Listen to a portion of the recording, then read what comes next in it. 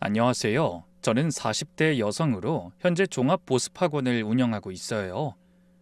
전 어릴 때부터 부당한 건 참지 못하는 성격이었어요. 초등학교 때 선생님이 틀린 말씀을 하시면 손을 번쩍 들고 선생님, 그건 아닌 것 같은데요? 하던 그런 애였거든요. 그 성격 때문에 손해도 많이 봤지만 덕분에 여기까지 올 수 있던 것 같기도 합니다. 이게 무슨 뜻인지는 오늘 저의 이야기를 들으시면 알 겁니다. 제 인생 최대의 실수, 그리고 그걸 극복해낸 과정에 관한 이야기거든요. 저희 부모님은 시골에서 농사를 지으셨어요. 논농사, 밭농사 가리지 않고 새벽부터 밤까지 일하셨죠. 그래서 어릴 때 기억나는 건 항상 빈집이에요. 학교 끝나고 돌아오면 부모님은 밭에 계시고 저 혼자 찬밥에 김치 꺼내 먹고 그랬습니다. 저는 이남 일녀 중 막내딸이었는데 오빠들은 중학교만 졸업하고 바로 농사일을 거들었어요. 부모님이 시킨 건 아닌데 집안 형편이 그러니까 당연히 그래야 하는 줄 알았던 거죠. 하지만 저는 달랐어요. 오빠들이 밭에서 일할 때 전 방에서 책을 붙잡고 있었습니다. 부모님은 제 공부에 신경 쓸 여유가 없으셨어요. 학교에서 뭘 배우는지, 시험은 언제인지, 성적이 어떤지 물어보신 적이 한 번도 없었던 것 같아요. 아무도 안 시켰지만 전 공부가 좋았어요. 문제 풀고 정답 맞히는 게 재밌었거든요. 용돈 모아서 문제집 사고 버스 타고 읍내 도서관까지 가서 공부했습니다. 고등학교 때 담임 선생님이 절 부르시더니 교대를 권유하셨어요. 너 성적이면 교대 가겠다. 집안 형편에 부담도 적고 졸업하면 바로 발령 나니까 안정적이야. 그 말씀이 맞았어요.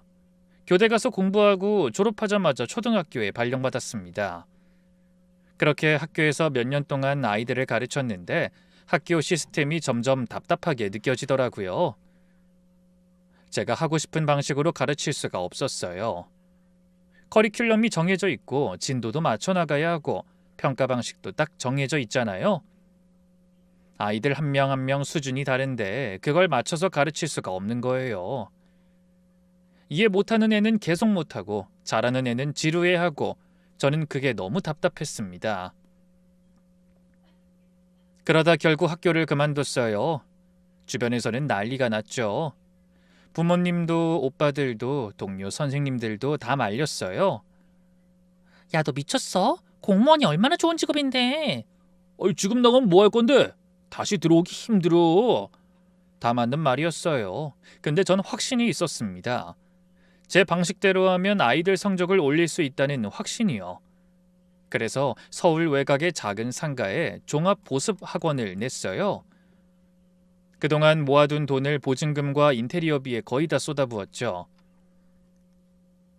처음엔 학생이 몇 없었어요. 저 혼자 과목을 전부 다 가르쳤고 청소도 제가 했습니다. 새벽에 출근해서 청소하고 수업 준비하고 저녁까지 아이들 가르치고 밤에는 다음날 수업 준비하고 그렇게 살다 보니 하루에 4~5시간밖에 못 잤어요. 그래도 힘든 줄 몰랐습니다. 제가 하고 싶은 일을 하는 거니까요. 시간이 지나니 점점 입소문이 나기 시작하더라고요. 처음에 온 아이들 성적이 오르니까 그 엄마들이 다른 엄마들한테 말하고 그 엄마들이 또 다른 엄마들한테 말하고 거기 가면 성적 오른다는 말이 지역에 퍼졌어요. 그렇게 학생이 계속 늘어나 강사 몇 명을 뽑아야 했어요. 처음으로 직원이 생긴 거죠. 몇 년이 지나니까 다른 지역 쪽에서도 연락이 오더라고요. 거기 학부모 중에 저희 학원 소문 들은 분이 계셨나 봐요. 분원을 내달라고 하시더라고요. 고민 많이 하다가 결국 냈는데 분원은 시작부터 학생이 많았어요. 몇 년 더 지나니까 학생 수가 크게 늘어났고 직원도 그만큼 많이 두게 됐죠. 전 그때까지 결혼 생각이 없었어요. 솔직히 할 시간도 없었습니다.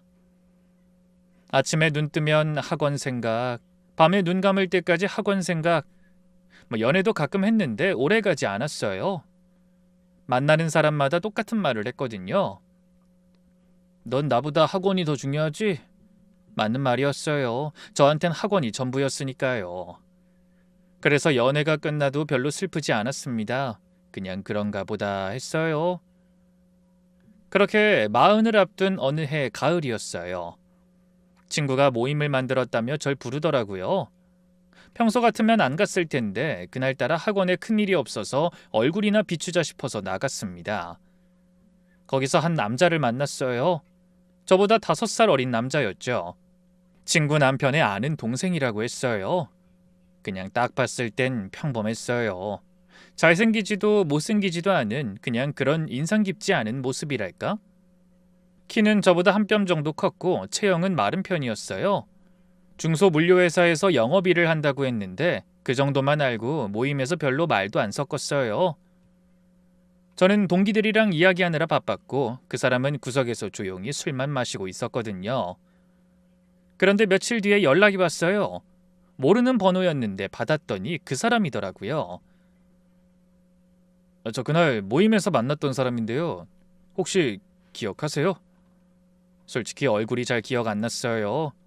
사실 잘 모르겠다고 했더니 웃으면서 제가 존재감이 없긴 했죠. 라고 하더라고요. 그러면서 밥 한번 먹자고 하더라고요. 그렇게 직접적으로 말해 오는데도 관심이 없었어요. 5살이나 어린 것도 걸리는 데다가 일이 바빠서 연애할 시간도 없었으니까요. 학원이 바쁘다고 시간 없다고 했더니 알았다고 하고 끊었어요. 그런데 일주일 뒤에 또 연락이 오더라고요. 또 밥 먹자고. 거절했어요. 그랬더니 또 일주일 뒤에 연락이 왔습니다. 저 그렇게 이상한 사람 아니에요. 한 번만 만나보면 알아요. 3번째 연락에 조금 흔들렸어요. 이렇게까지 하는데 한 번쯤 만나줘도 되지 않나 싶었거든요. 그래서 만났습니다. 학원 근처 카페에서 커피 한 잔 마시기로 했어요. 만나보니까 생각보다 괜찮은 사람이었어요. 말을 조근조근 잘했고 제 이야기를 잘 들어줬습니다. 학원 이야기를 했더니 눈을 반짝이면서 진짜 대단하다. 어떻게 혼자 그걸 다 했어요? 하더라고요.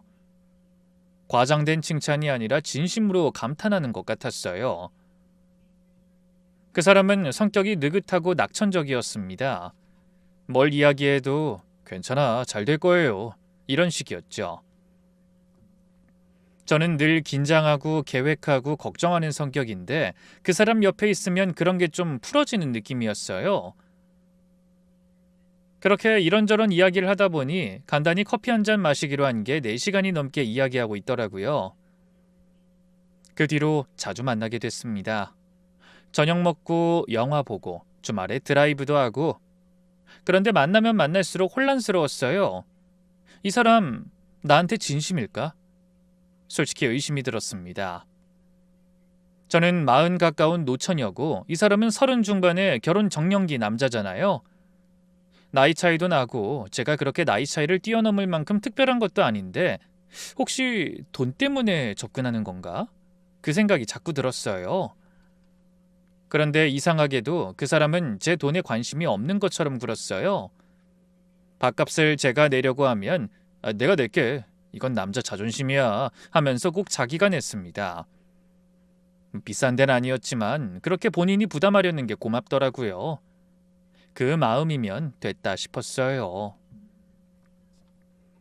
물론 1년 정도 만나다 보니 경제적인 건 제가 많이 부담하긴 했어요.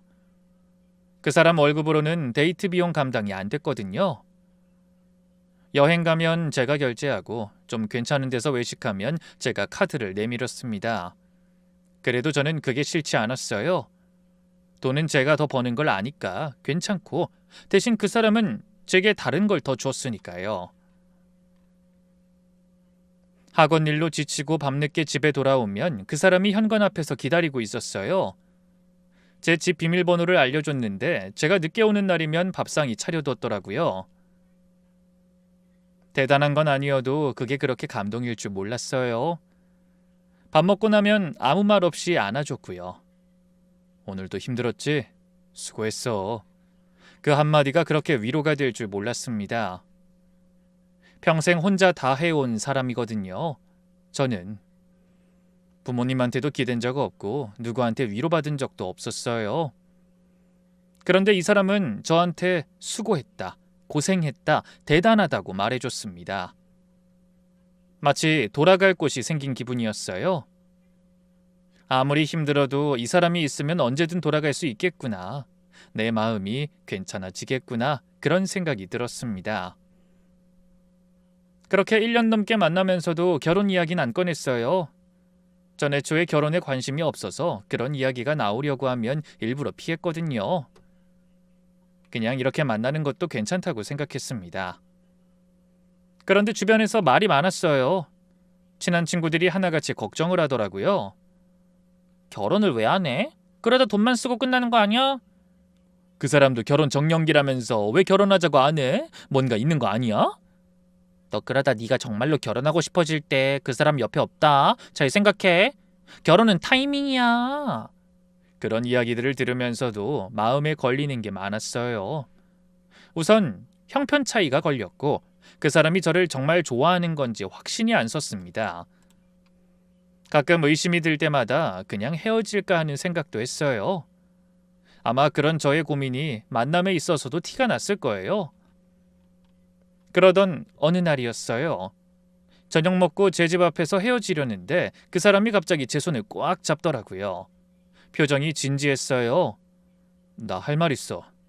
심장이 쿵 내려앉았습니다. 헤어지자는 말인가 싶었어요. 그런데 아니었어요.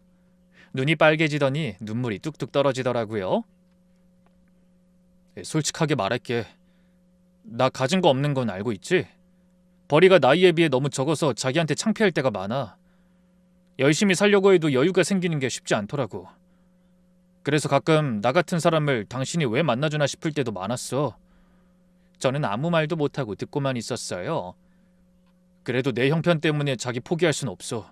내가 증명할게. 앞으로 더 잘할게. 그럴 기회를 줘. 그러니까 결혼하자 우리. 평생 누가 저한테 그렇게 매달린 적이 없었어요. 제가 누군가한테 필요한 존재라는 느낌을 받아본 적이 없었거든요. 지난 연애했던 사람들도 제가 일에 빠져 있으니까 먼저 떠났잖아요.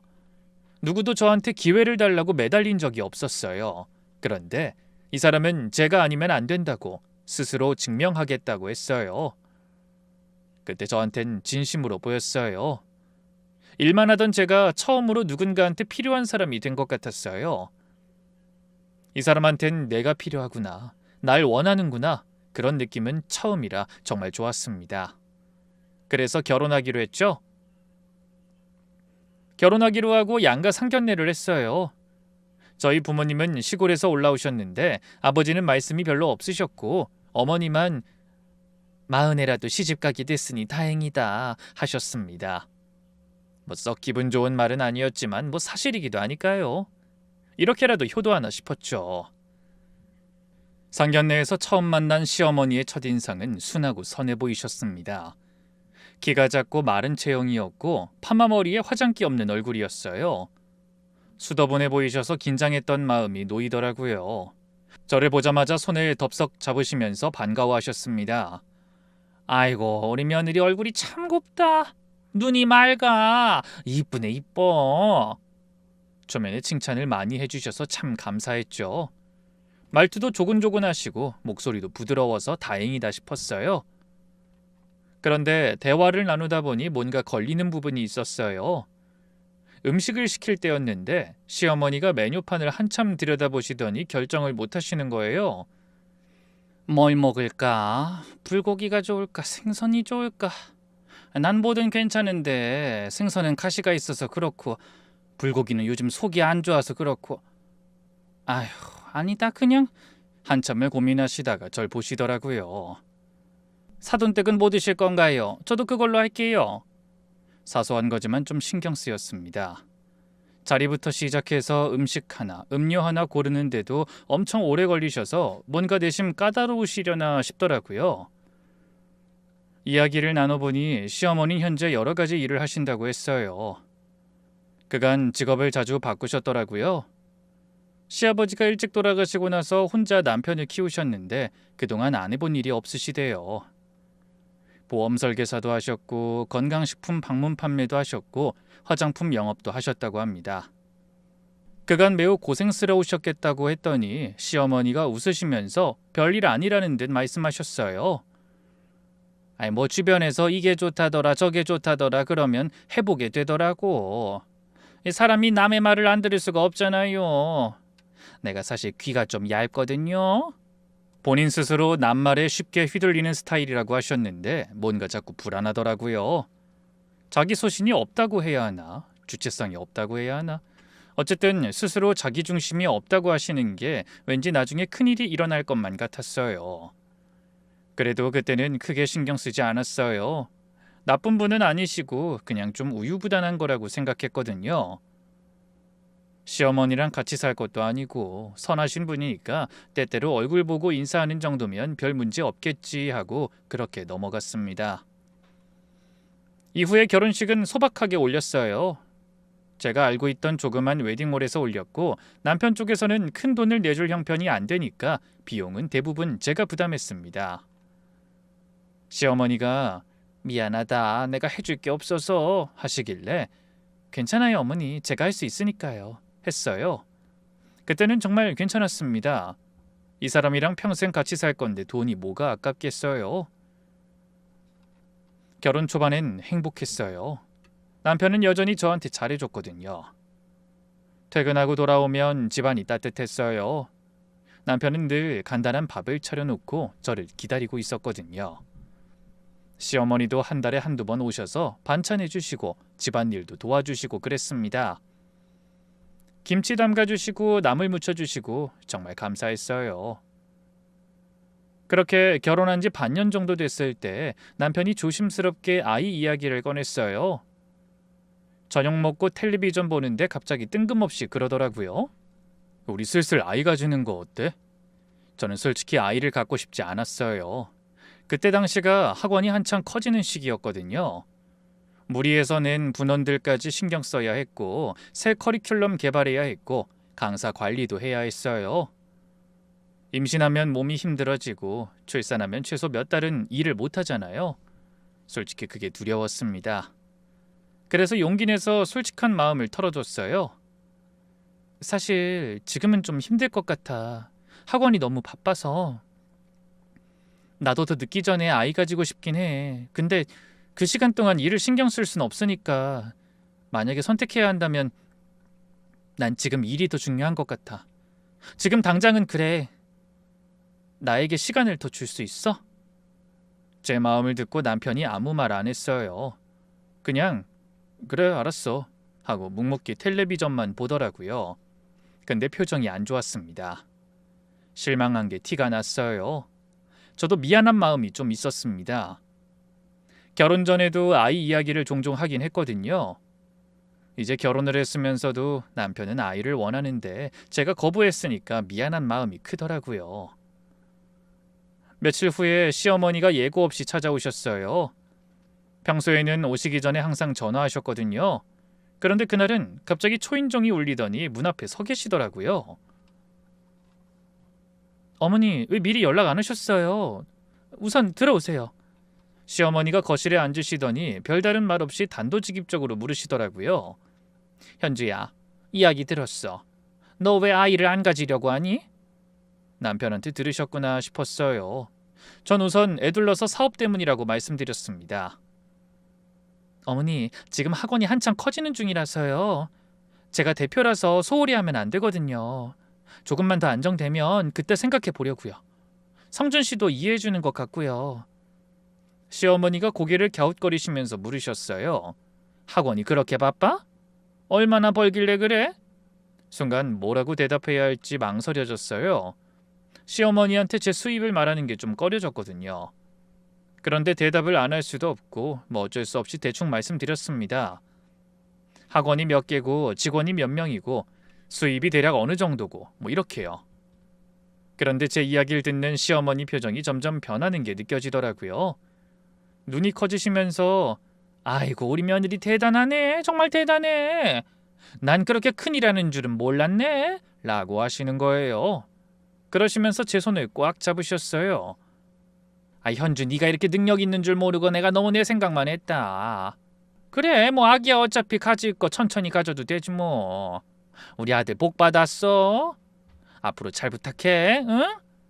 그때는 그냥 칭찬이라고 생각했어요. 며느리 잘 되는 걸 좋아하시는 거구나 싶었죠. 그런데 그 뒤로 시어머니가 자주 연락하기 시작하셨습니다.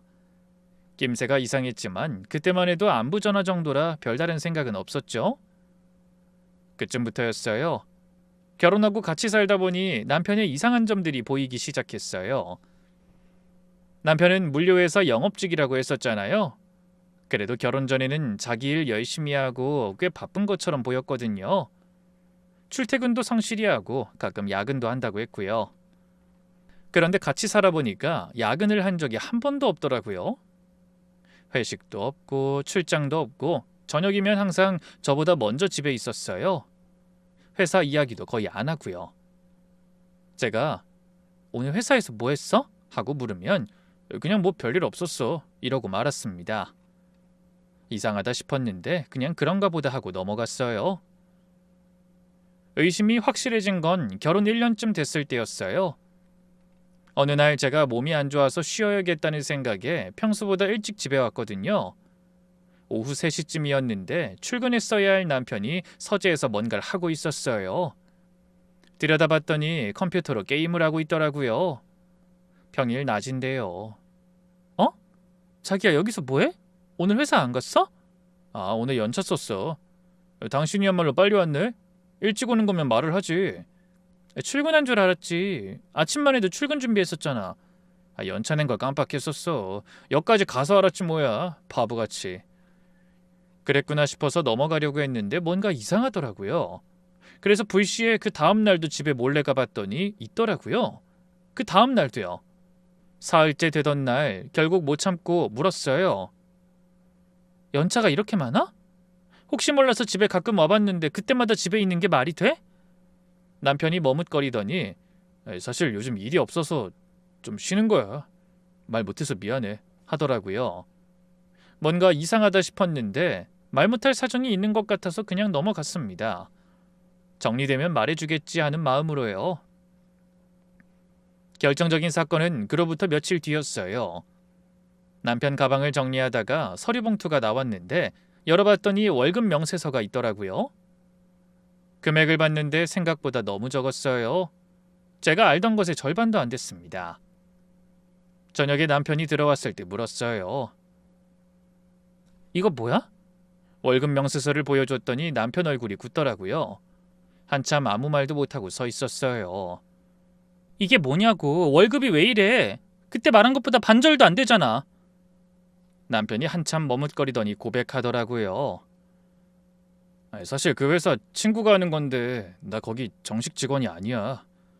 무슨 소리냐고 했더니 친구가 운영하는 작은 회사에 이름만 올려놓은 거라고요. 실제로 하는 일은 거의 없고 월급도 형식적으로 받는 거라고 했습니다. 사실상 백수나 마찬가지였어요. 그럼 결혼 전에 회사 다닌다고 한 건 뭐야? 아니 지금도 출근한다고 나가서 뭐 한 거야? 그땐 진짜 일이 좀 있었어. 근데 점점 없어졌어. 왜 그런 말 안 했어? 말하면 당신이 실망할까 봐. 나도 부끄럽고 민망해서 그랬어. 화가 났어요. 거짓말한 것도 화가 났고 일할 생각이 없어 보이는 것도 화가 났습니다. 그동안 구직 활동을 하거나 새로운 일을 구했어도 됐는데 창피하다면서 상황을 개선할 아무런 노력도 안 한 거잖아요. 게다가 1년 동안 같이 살면서 이걸 몰랐던 제 자신한테도 화가 났어요. 그럼 앞으로 어쩔 건데? 계속 이렇게 살 거야? 아니 나도 일자리 알아보고 있어. 진짜야. 그동안은 그럴 정신이 없었어. 미안해. 그럴 정신이 없었다라는 게 뭔 말인지 이해가 안 됐지만 남편이 고개를 푹 숙이고 미안해. 정말 미안해 라고 하니까 뭐라고 더 말을 못 하겠더라고요. 그 사람이 울상을 지으면 저는 마음이 약해졌거든요. 그때는 아직 정이 크게 있었어요.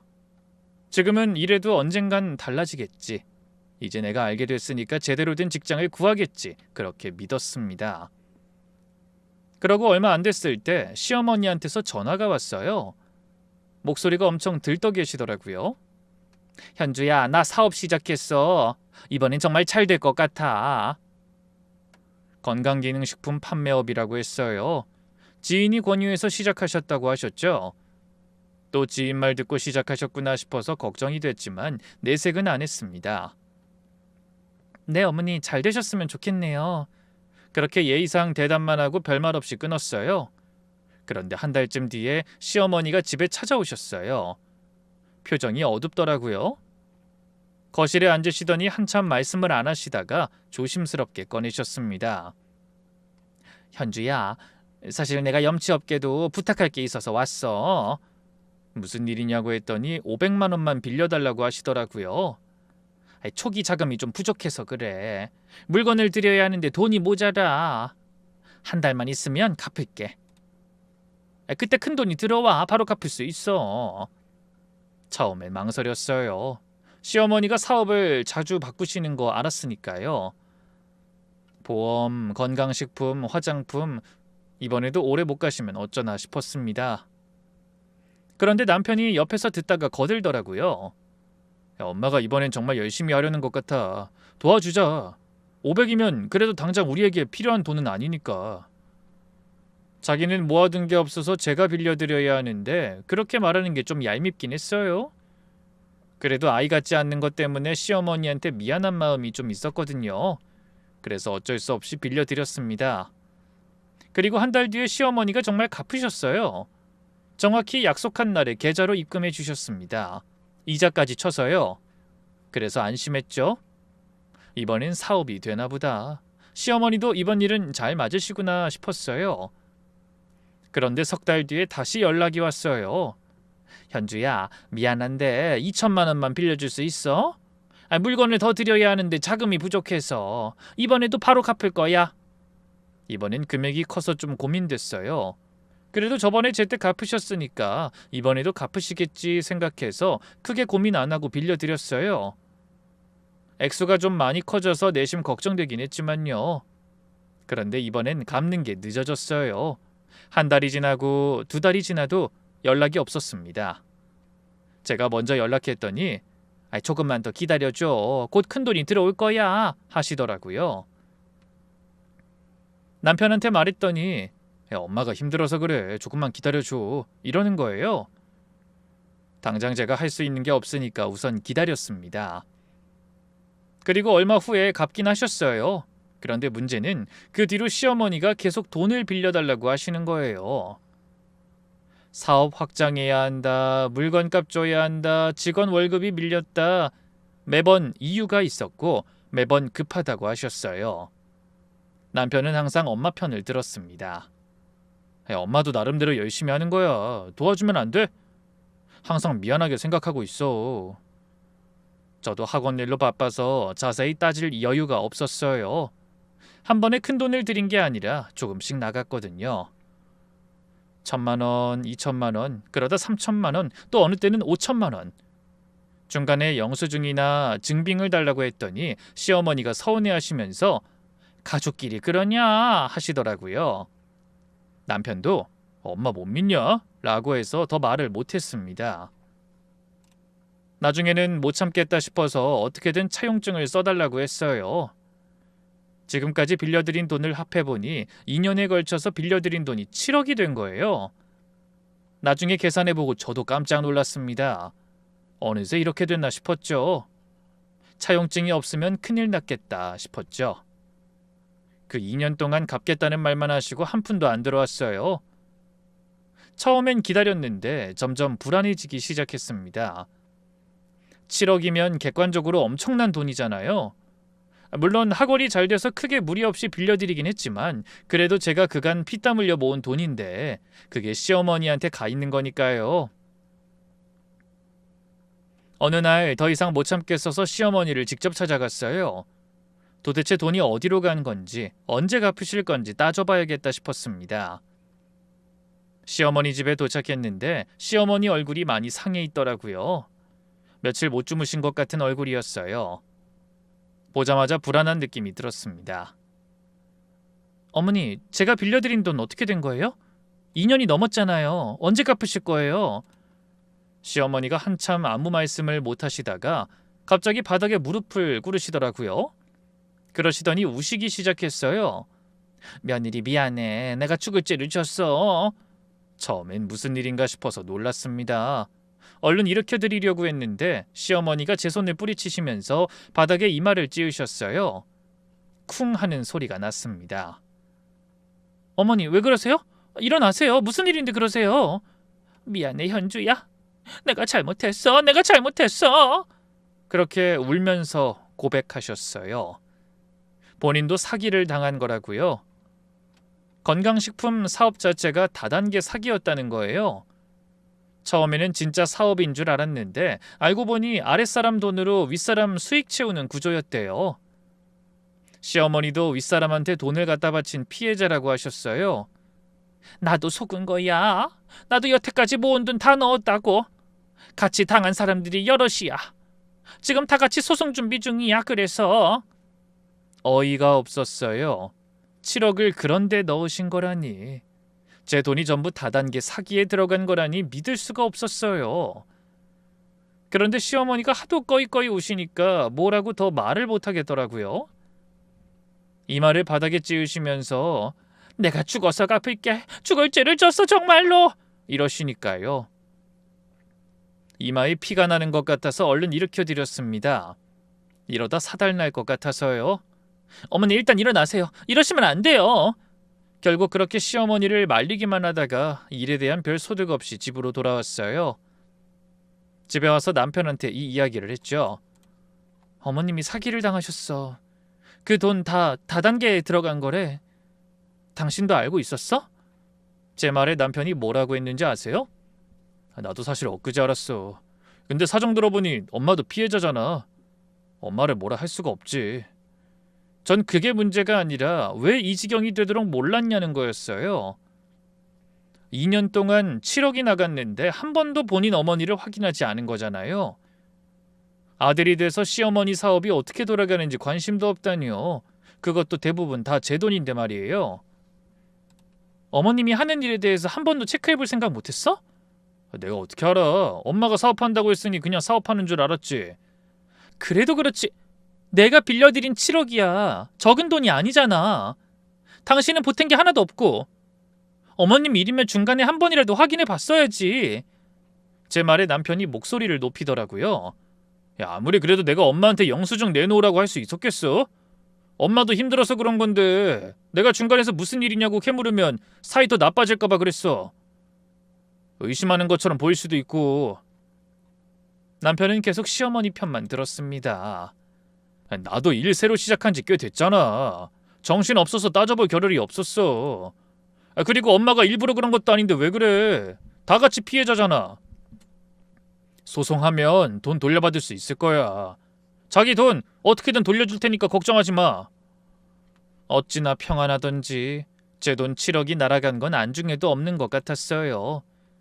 저만 억울하고 저만 화가 나고 저만 미치겠는데 이 사람들은 왜 이렇게 태평한 건지 모르겠더라고요. 그날 밤 잠을 못 잤어요. 제가 뼈 빠지게 일해서 모은 돈이 날아갔다는 생각에 너무 분통이 터지더라고요. 새벽까지 버는 날도 있었고 명절에도 쉬지 못한 적 있었어요. 그렇게 모은 돈인데 한순간에 날아간 거예요. 그것도 사기단체의 말이에요. 일단 믿어보자. 소송 결과 보고 돈을 돌려받자 그렇게 마음을 다잡았습니다. 지금 와서 흔들리면 돈을 받아내지 못할 거라는 불안감이 있었거든요. 그렇지만 시어머니한테 사기당했다는 이야기를 듣고 나서 저는 한동안 멍하니 지낼 수밖에 없었어요. 일도 손에 안 잡히고 밥도 안 넘어가고 밤에 눈 감으면 숫자가 떠올랐습니다. 7억. 그게 얼마나 큰 돈인지 자꾸 생각났어요. 학원 처음 낼 때 보증금 몇 천만 원 마련하려고 얼마나 고생했는데 그 몇 배가 넘는 돈이 그냥 사라진 거예요. 그 거액을 왜 별 생각 없이 빌려드렸을까? 돈을 빌려주면서도 왜 아무런 의심을 안 했을까? 스스로가 너무 한심하고 답답했어요. 그렇게 소중한 돈이면서 왜 제대로 간수하지 못했을까 하는 자책감이 스스로를 괴롭혔죠. 더 이상 안 될 것 같아 남편한테 제대로 이야기해야겠다 싶어서 어느 날 저녁에 마주 앉았어요. 진지하게요. 우리 이 문제 제대로 얘기 좀 하자. 남편이 한숨을 쉬더라고요. 또 그 얘기냐는 표정이었어요. 어머니가 사기당한 건 알겠어. 그래서 그 돈 어떻게 할 거야? 이제 와서 받아낼 수 있을 것 같아? 벌써 2주가 지났는데 이렇게 손 놓고 있어도 돼? 아이, 손 놓고 있는 거 아니야. 나도 며칠 전에 엄마랑 통화해봤어. 방법을 알아보고 계시대. 조금만 기다려보자. 남편의 태도에 화가 났어요. 저한테만 부담을 떠넘기고 본인은 아무 책임도 안 지고 있는 거잖아요. 그러니 저렇게 천하태평할 수 있는 거겠죠. 당신은 그동안 뭐 했어? 일도 안 하고 집에서 게임만 하고 나 혼자 벌어서 어머니한테 7억 갖다 바친 거야. 그거에 대한 미안함은 없어? 그렇게 별일 아닌 것처럼 말해도 돼? 남편이 벌떡 일어났어요. 얼굴이 빨갛게 달아올랐습니다. 이제 일하잖아. 자꾸 나보고 뭐 어쩌라는 거야. 나도 노력하고 있어. 당신은 맨날 나한테 뭐라 하지. 나도 중간에서 힘들어. 그러더니 방으로 들어가서 문을 쾅 닫아버렸어요. 저는 거실에 덩그러니 혼자 남아있었어요. 사는 게, 아니 결혼 생활이라는 게 참 허탈하더라고요. 이 사람이랑 도대체 뭘 할 수 있을까 싶었어요. 그 뒤로 남편이랑 거의 말을 안 했어요. 같은 집에 살면서 밥도 따로 먹고 잠도 따로 잤습니다. 남편은 저한테 먼저 말을 안 걸었고 저도 안 걸었어요. 그렇게 냉전이 몇 주째 계속됐습니다. 시어머니는 그 사이에도 계속 제게 연락하셨어요. 미안하다고. 소송 결과 나오면 꼭 갚겠다고. 저는 대답을 안 했어요. 뭐라고 해야 할지 모르겠더라고요. 그 무렵 저는 이혼을 진지하게 고민하기 시작했어요. 밤에 잠이 안 와서 침대에 누워 천장만 바라보면서 생각했습니다. 이 결혼을 계속해야 하나? 이 사람이랑 평생 살 수 있을까? 이성적으로는 이혼해야 맞았어요. 남편은 제 등살에 일을 새로 구했지만 그게 무슨 일인지는 알 수 없었고 그렇다고 해서 월급으로 생활비를 보탠 적도 없었어요. 게다가 제게 거짓말을 했고 시어머니 편만 들었어요. 돈도 신뢰도 다 깨진 상황이었습니다. 친구들한테 이야기했더니 다들 한 목소리로 당장 이혼해 라고 했어요.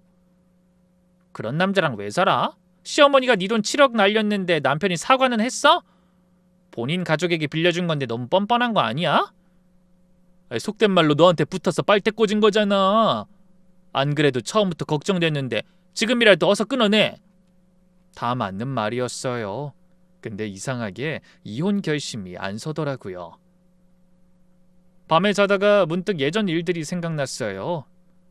일에 지쳐서 새벽에 들어오면 남편이 현관에서 기다리고 있던 거, 아무 말 없이 안아주면서 수고했어 하던 거, 밥상 차려놓고 제가 먹는 거 보면서 웃던 거. 결혼 초만 해도 우리는 정말 행복했거든요. 그 기억이 자꾸 떠올랐습니다. 그리고 시어머니도요. 미웠지만 그 모습이 자꾸 생각났어요. 제 앞에서 무릎 꿇고 이마를 바닥에 찌으시면서 죽을 죄를 졌다고 우시던 거, 그게 연기였을까요? 저는 잘 모르겠어요. 그때 시어머니 눈물은 진짜 같았거든요. 그렇게 자꾸 생각이 꼬리를 물다 보니 이 사람들은 나쁜 게 아니라 어리석은 거라는 생각이 들었어요. 아기가 있었던 게 아니라 판단력이 부족했던 거라고요. 시어머니는 귀가 얇아서 사기꾼 말에 속은 거고 남편은 능력이 없어서 아무것도 못한 거고. 정말 믿긴 한데 그래도 정이 남아서 그런지 선뜻 끊어내기가 힘들더라고요. 그래서 몇 달을 더 버텼어요. 소송 결과 보고 결정하자. 돈 좀 돌려받으면 그때 생각하자. 그렇게 미뤘습니다. 그럼에도 7억이 없어진 건 사실이잖아요. 학원 운영자금으로 쓸 수 있는 큰 돈인데 말이에요. 게다가 분원 하나 더 내려고 했는데 그 계획이 다 틀어졌어요. 당장 급한 건 아니었지만 여유자금이 없으니까 불안했습니다. 그래서 더 악착같이 일했어요. 새벽에 출근해서 밤 늦게까지 학원에 있었습니다. 잠을 4시간도 못 자는 날이 많았어요. 주말에도 쉬지 않았고요. 제 몸 하나 갈아 넣으면 그 돈의 여백을 다시 채울 수 있을 거라고 생각했습니다. 그렇게 힘든 시간을 버텼어요. 그 해 겨울이었어요. 정확히 며칠인지는 기억이 안 나는데 꽤나 쌀쌀한 날이었습니다. 바람이 세게 불고 기온이 다소 떨어진 날이었어요.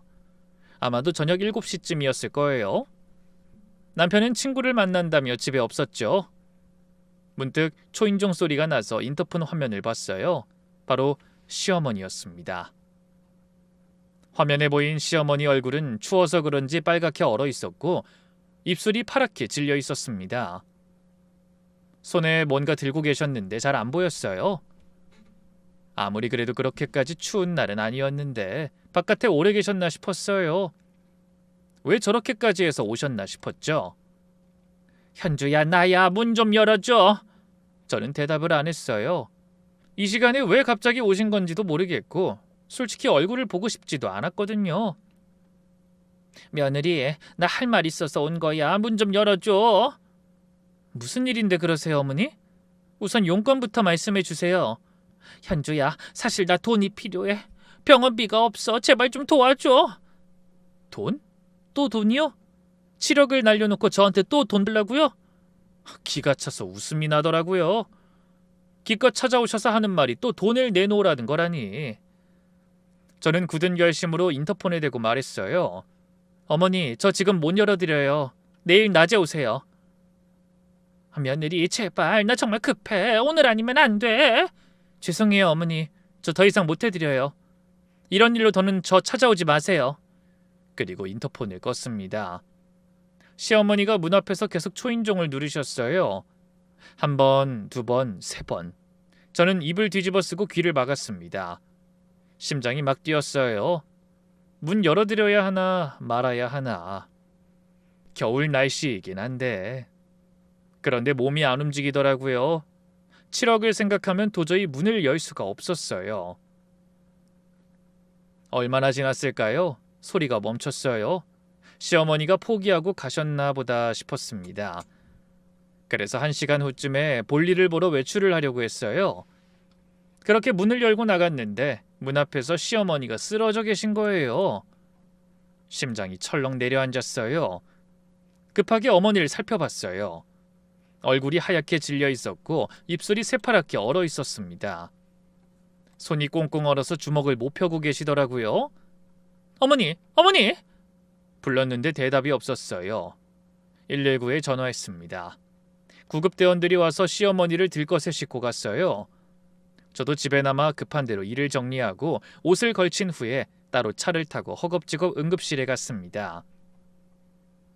응급실에 도착해보니 의료진이 급하게 시어머니를 처치했어요. 전 복도 의자에 앉아서 기다렸습니다. 손이 떨리더라고요.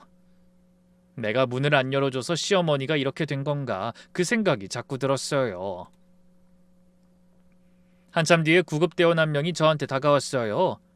보호자분이시죠? 네, 저희 시어머니예요.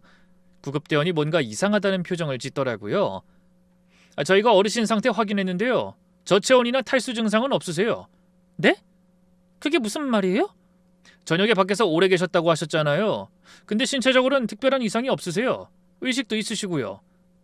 그 말 듣는 순간 머리가 멍해졌어요. 추운 밖에서 1시간 넘게 계셨는데 이상이 없다고요? 어르신은 쓰러지신 게 아니라 그냥 앉아 계셨던 것 같아요. 이미 구급차 탔을 때부터 눈 뜨고 계셨거든요. 혹시 몰라서 병원 검진까지 받았는데 멀쩡하신 상태입니다. 아, 또 속은 건가? 정말 경악스럽다. 그 생각이 번뜩 들었습니다. 구급대원이 가고 나서 저는 시어머니 침대 쪽으로 갔어요. 커튼이 젖어 있었는데 살짝 열려 있었습니다. 시어머니가 침대에 누워 계셨어요. 눈을 감고 계셨는데 자는 것 같진 않았어요. 침대 옆에 시어머니 가방이 있었어요. 낡은 천가방이었는데 지퍼가 열려 있었습니다. 안에 뭔가 보이더라고요. 종이 같은 거요. 평소 같으면 안 봤을 텐데 그때는 뭔가에 홀린 것 같았어요. 어머니의 쇼를 알게 된 이상 저것도 분명 뭔가 있구나 싶었죠. 그래서 몰래 가방을 챙겨서 화장실로 가 열어봤어요. 안에 서류 봉투가 있었습니다. 열어봤더니 통장이 나왔어요. 시어머니 이름으로 된 통장이었습니다. 통장을 펼쳤는데 거래 내역이 이상했어요. 입금 내역을 보니까 제가 빌려드린 날짜 외에도 다른 입금이 많더라고요. 여러 사람 이름으로 돈이 들어와 있었습니다. 처음 보는 이름들이었어요. 봉투 안에 종이가 더 있었어요. 부동산 계약서였습니다. 펼쳐봤더니 아파트 매매 계약서였어요. 시어머니 이름으로 된 아파트였습니다. 계약일을 봤더니 얼마 안 됐더라고요. 시어머니가 제게 한 말이 떠올랐어요. 사기당해서 돈이 없다고 하셨잖아요. 근데 아파트를 사신 거예요, 글쎄. 손이 떨렸습니다. 계약서를 더 봤어요. 금액이 6억이 넘더라고요. 이 돈이 어디서 난 거지? 설마... 병실로 다시 돌아가 보니 시어머니가 아직 누워 계셨어요. 전 일부러 그 앞에서 계약서를 흔들어 보였죠. 그러자 그 소리에 어머니가 곧장 눈을 뜨셨어요. 저랑 눈이 마주쳤습니다. 제가 뭘 들고 있는지 보시더니 얼굴이 하얗게 질리시더라고요. 현주야, 그게... 저는 시어머니한테 물었어요. 목소리가 떨렸습니다. 어머니, 이게 뭐예요? 이 아파트는 뭔데요? 이 돈 어디서 난 거예요? 시어머니는 아무 말도 못하셨어요. 입만 벌렸다 닫았다 하시더라고요. 통장을 다시 봤어요. 입금된 사람들 이름을 보니까 갑자기 이해가 됐습니다. 이 사람들도 시어머니한테 돈을 빌려준 사람들이구나. 나 말고도 피해자가 있구나. 어머니, 사기당하신 거 아니죠? 어머니가 한 거죠? 시어머니가 눈물을 흘리셨어요. 그런데 그 눈물이 예전이랑 달라 보였습니다. 진짜 미안해서 우는 게 아니라 들켜서 우는 것 같았어요. 어머니 대답하세요. 이 돈 다 어디서 난 거예요? 제 돈 7억 어딨냐고요? 시어머니가 작은 목소리로 말씀하셨어요. 현주야, 미안해. 나도 어쩔 수 없었어. 그 순간 머릿속이 하얘졌습니다. 정말로 시어머니는 사기당한 게 아니었어요. 사기를 친 쪽이었던 거예요. 다단계 피해자가 아니라 모집책이었던 겁니다. 아랫사람들한테 돈을 받아서 위에 갖다 바치고 남는 돈으로 본인 아파트를 산 거예요. 제 돈 7억 중에서요. 전 그 자리에서 곧바로 경찰에 전화했습니다. 어머니는 아무 이상도 없으니 응급실에서 나왔고 함께 병원 앞에서 경찰을 기다렸어요. 어머니가 몇 번이나 돌아가려는 걸 제가 붙들고 있었죠. 이윽고 경찰이 왔어요. 전 통장이랑 계약서를 보여주면서 설명했습니다. 시어머니가 다단계를 통해 저한테 7억을 빌려갔고 그 돈으로 아파트를 샀고 다른 피해자들도 있는 것 같다고요. 경찰이 시어머니한테 물었어요. 이 통장 본인 거 맞으시죠? 이 입금 내역 설명해 주시겠어요? 시어머니는 대답을 못하셨어요. 그냥 울기만 하셨습니다. 그리고 곧장 남편이 왔습니다. 제가 대충 이야기를 해서 어느 정도 예측하고 왔더라고요. 엄마한테 무슨 짓을 한 거야? 경찰까지 부르고? 네가 나한테 그런 말할 자격 있어? 지금 어머니가 뭘 했는지 알아? 엄마가 사정이 있었을 거야. 당신 너무한 거 아니야? 전 어이가 없어서 웃음이 나왔어요. 어머니가 나한테 사기를 쳤어. 나한테만 7억을 빌려가서 사기를 치고 그 돈으로 아파트 샀어. 나 말고 다른 피해자도 있어. 당신 정말 몰랐어? 제 말에 남편이 잠잠해졌어요. 한참 뒤에 말하더라고요. 그래도 우리 엄마야. 우린 가족이잖아. 이렇게 경찰까지 부를 필요 있었어? 그 말 듣고 저도 폭발했습니다. 그래도 엄마? 당신 엄마가 내 돈을 빼돌렸다고? 사기쳤다니까! 그게 무슨 가족이야? 제 말에 남편도 갑자기 소리 지르더라고요. 경찰도 온 김에 아예 마음 놓고 판을 벌여보자는 심정 같았어요. 당신도 잘못 있잖아. 맨날 일만 하고 집안일도 안 하고 애도 안 낳고 돈만 밝히고 나 일 안 한다고 구박하고 정착하게 기다려주지도 않았잖아. 우리 엄마가 왜 그랬겠어? 당신이 가정에 충실 안 했으니까 그런 거지. 옆에서 볼 때 얼마나 답답했으면 그랬겠어? 귀를 의심했어요. 지금 이게 말인지 방구인지. 내가 일해서 번 돈을 본인 가족한테 뜯겼는데 내가 가정에 충실 안 해서 그런 거라뇨? 뭐라고? 지금 나한테 그런 말을 해? 당신 잘못도 있다고. 당신이 애를 낳았으면 엄마가 그랬겠어? 저는 더 이상 대화가 안 된다고 느꼈어요. 경찰한테 사실을 다 말하고 조사에 임하겠다고 밝혔어요. 며칠 뒤 경찰 조사는 진행 중이었고 아직 구속은 안 된 상태였습니다. 시어머니가 저한테 연락하셨어요. 현주야, 만나서 이야기 좀 하자. 내가 다 설명해 줄게. 만나기 싫었지만 도대체 무슨 말을 할지 궁금하기도 했어요. 그래서 한 카페에서 만났습니다. 시어머니가 자리에 앉자마자 말씀하셨어요. 이번엔 눈물은 안 흘리시더라고요. 현주야, 나도 할 말 있어. 나도 억울한 거 알아? 뭐가 그렇게 억울하신데요? 나도 윗사람한테 돈 바쳤어. 나만 나쁜 사람 아니야. 여러도 있다고. 나도 이용당한 거야. 모집책이 뭐가 이용당한 거예요? 그리고 그게 변명이 돼요? 이득 다 취할 건 취했으면서 이제와 피해자인 척 하려는 거예요? 그리고 솔직히 말할게. 나도 며느리한테 서운한 거 있어. 서운한 거예요? 사기로 돈 뜯어간 사람이 저에게 서운한 게 있다고 갑자기 감정을 내세우더라고요. 현주, 넌 우리 아들이랑 결혼해놓고 애도 안 낳았잖아. 맨날 일만 하고. 그게 가정에 충실한 거야? 나도 섭섭했어, 솔직히. 그래서 나라도 돈을 모으려고 한 거야. 우리 아들 기세 등등하게 해주려고. 할 말을 잃었어요. 이 사람이 지금 저한테 손가락질을 하고 있는 거예요. 이제 와서 제가 애를 안 낳아서 섭섭했다니 남편과 똑같은 이야기를 하더라고요. 어머니, 지금 그게 말이 돼요? 제 돈으로 돈을 모으려고 했다는 걸 지금 말이라고 하는 겁니까? 내 돈 7억 어딨어요? 그 아파트 내 돈으로 산 거잖아요. 다시 돌려주세요. 시어머니가 표정을 바꾸시더라고요. 순한 척 하시던 그 얼굴이 아니었어요. 차갑게 말씀하셨습니다. 넌 그 돈 없어도 잘 살잖니? 그렇게 받아내야 직성이 풀리겠어? 그 순간 결심했습니다. 이혼한다. 그리고 이 사람들 끝까지 고소한다. 받은 건 어떻게든 되돌려줘야지. 시모를 내버려두고 카페에서 나온 그날 바로 변호사를 찾아갔어요. 이혼 전문에 공격적으로 소송하시는 분으로요. 상황을 설명했더니 변호사가 고개를 끄덕이더라고요. 사기죄로 고소 가능해요. 증거만 확실하면요. 저는 준비해간 서류를 보여줬어요. 차용증, 응급실에서 찍어둔 통장 사진, 계약서 사진, 제가 송금한 내역들.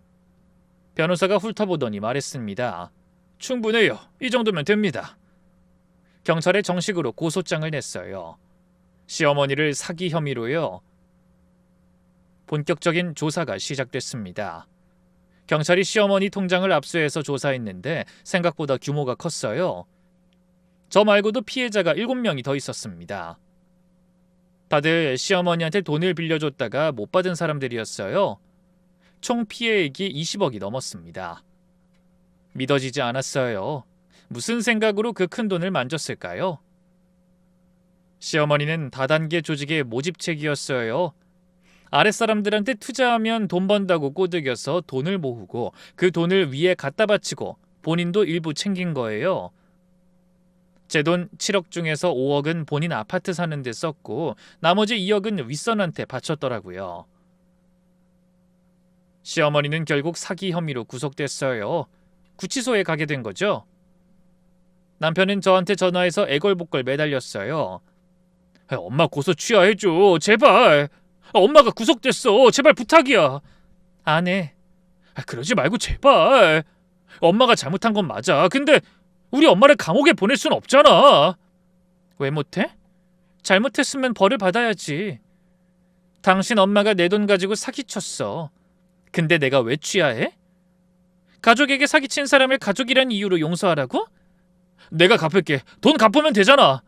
당신이 뭘로? 얼마 전에 구했다는 그 일로 어느 세월에 갚게? 아니, 뭐 정말 취직한 건 맞고? 남편이 말을 못하더라고요. 당연하죠. 그 사람이 7억을 어떻게 갚아요? 옆에서 본 그 사람은 아무런 능력도 책임감도 없거든요. 이혼하자. 나 변호사 선임했어. 재판이 시작됐어요. 시어머니 형사재판이랑 제 이혼 소송이 동시에 진행됐습니다. 시어머니 형사재판에서 저는 증인으로 출석했어요. 법정에 섰는데 시어머니가 피고인석에 앉아 계시더라고요. 눈이 마주쳤어요. 예전에 순하고 착하게 웃으시던 그 얼굴이 아니었습니다. 검찰이 저한테 물었어요. 언제, 얼마를 빌려줬는지, 어떤 명목이었는지, 갚겠다고 했는지 다 대답했습니다. 증거도 제출했고요. 시어머니 측 변호사가 피해자도 확인 안 하고 돈을 빌려준 잘못이 있다고 주장했어요. 그래도 판사는 시어머니 유죄를 인정했고 징역을 선고받으셨어요. 이혼 소송도 이겼어요. 남편이 유책 배우자로 인정됐습니다. 결혼 생활 중에 제가 경제적으로 다 부담한 것, 남편이 일을 안 한 것, 시어머니 사기에 방조한 것 다 인정됐어요. 위자료도 받았습니다. 그리고 결정적으로 시어머니가 제 돈으로 산 아파트를 돌려받았어요. 민사소송을 따로 걸었거든요. 이 아파트는 피해금으로 구입한 것이라고 입증했더니 법원에서 소유권 이전 판결을 내려줬습니다. 그 아파트는 결국 제 명의로 돌아왔습니다. 돈의 전부를 돌려받진 못했지만 그렇게라도 보상받아 다행이라는 생각이 들었어요. 법원 나오는데 날씨가 좋더라고요. 한참 동안 서서 하늘을 봤습니다. 끝났다. 드디어 끝났다. 눈물이 나려고 해서 꼭 참았어요. 그렇게 이혼 후 얼마 전에 지인한테서 남편 소식을 들었어요. 이제 전 남편이죠? 편의점에서 알바를 한다고 하더라고요. 시어머니 면회도 다니고요. 시어머니가 아직 수감 중이거든요. 그간의 건강이 많이 안 좋아지셨다고 했어요. 불쌍하냐고요? 솔직히 아니요. 전혀요. 제게 사기쳐놓고 제가 가정에 충실 안 해서 그런 거라고 손가락질하던 사람들이에요. 동정심이 생길 리가요? 가끔 그때 생각하면 왜 그렇게 쉽게 속았을까? 왜 더 일찍 눈치 못 챘을까? 그런 생각이 들 때가 있어요. 하지만 이미 벌어진 일 어쩔 수 없죠. 돈은 다시 모으고 있어요. 한번 데이니까 이제 안 당하겠다는 일념으로 아주 체계적으로 관리하고 있어요. 전 결국 제 것을 지켰습니다. 학원도 지켰고 돈도 일부 돌려받았고 무엇보다 제 자존심을 지켰어요. 그 사람들한테 끝까지 굽히지 않았으니까요.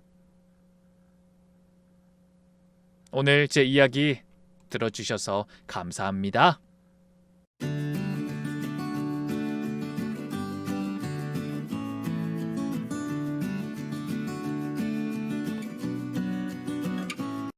안녕하세요, 썰밤 시청자 여러분. 쿠팡보다 훨씬 저렴한 썰밤몰을 오픈했습니다. 명절날 좋은 분들께 선물하기 너무 좋은 프리미엄 6년근 홍삼 농축액 원 플러스 원. 쿠팡 최저가 69,900원, 썰밤몰에서는 49,900원에 만나보실 수 있습니다. 아래 제품 보기를 클릭해주세요. 안녕하세요. 저는 건설회사에 다니는 평범한 40대 남성입니다. 아니, 평범했다는 건 이제 과거형으로 말해야겠네요. 얼마 전에 생각지도 못한 일을 겪으며 제 인생에 모진 비바람이 불어닥쳤거든요. 저는 20년 넘게 아내만 바라보며 살았습니다. 그만큼 저에게는 아내가 최고의 여자였어요.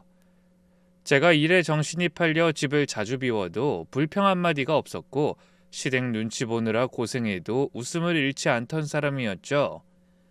그래서 그 여자 하나 믿고 소처럼 일하며 젊은 시절을 버텼습니다. 그런데 이 모든 믿음이 송두리째 흔들리는 일을 겪으며 저는 사람이 사람을 완전히 안다는 게 가능한 건지 의문을 가지게 됐어요. 20년 넘게 살아도 몰랐던 게 바로 아내의 마음이더라고요. 지금부터 들려드릴 사연은 제 인생에서 가장 길었던 일주일에 관한 이야기입니다. 그 당시를 떠올리니 또 혈압이 오르고 손이 떨리네요. 자, 그럼 제가 눈 감는 날까지 결코 잊지 못할 그날의 이야기를 시작해 보겠습니다. 저는 건설회사에 입사한 지 20년이 넘었어요. 줄곧 해외 공사를 담당하는 부서에서 일했죠. 그래서 젊을 때부터 동남아, 중동, 아프리카 안 가본 데가 없이 현장을 뛰어다녔습니다. 덕분에 집에 있는 시간보다 비행기 안에서 보낸 시간이 더 길었던 것 같네요. 그래도 투정 부린 적 없습니다. 저는 아내와 사랑스러운 딸을 둔 가장이었으니까요. 가족들 먹여 살리려면 이 악물고 뛰어야 했죠. 항상 새벽에 나가서 밤 늦게 들어오고 한 달의 절반은 출장. 그게 제 일상이었습니다. 제가 집을 비울 때마다 아내가 혼자 딸을 건사하며 든든하게 가정을 지켜줬어요. 아내와는 20대 중반의 맞선으로 만났습니다. 첫눈에 반했다고 하면 좀 민망한 표현이지만 그때 제 마음은 정말 그랬답니다. 얌전해 보이는 얼굴에 웃는 모습이 참 예뻤거든요. 말투도 조곤조곤하고 무엇보다 마음씨가 곱더라고요. 아버지 일찍 여의고 홀어머니 밑에서 고생을 많이 하고 자랐다는데 그 힘든 환경에서도 참 밝은 사람이었습니다. 그래서 1년 연애하고 결혼까지 하게 됐어요. 결혼식 날 장모님이 제 손을 잡으며 이렇게 말씀하셨습니다. 김서방, 우리 순자 잘 부탁하네. 애가 어릴 때부터 고생을 많이 했어. 결혼하고는 꼭 행복하게 살 수 있게 해주게. 저는 그날 장모님의 당부를 가슴에 새겼어요. 그래서 장모님께 효도하고 아내도 웃게 해주겠다고 속으로 맹세했습니다.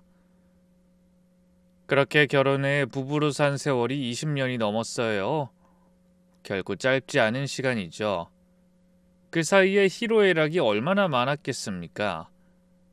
자식 낳고 살림 키우느라 정신없이 사는 동안 아내가 수고를 많이 했습니다. 저는 맨날 출장이라 살림과 아이 육아는 전부 아내 몫이었어요. 딸아이 건사하며 살림하고 시댁 챙기며 정신없이 살았죠. 남편 없는 날이 허다한데 얼마나 고됐겠습니까? 그래도 아내는 단 한 번도 자기 고생에 대해 넋두리를 늘어놓지 않았습니다. 출장에서 돌아오면 저를 언제나 환한 얼굴로 맞아주기만 했죠.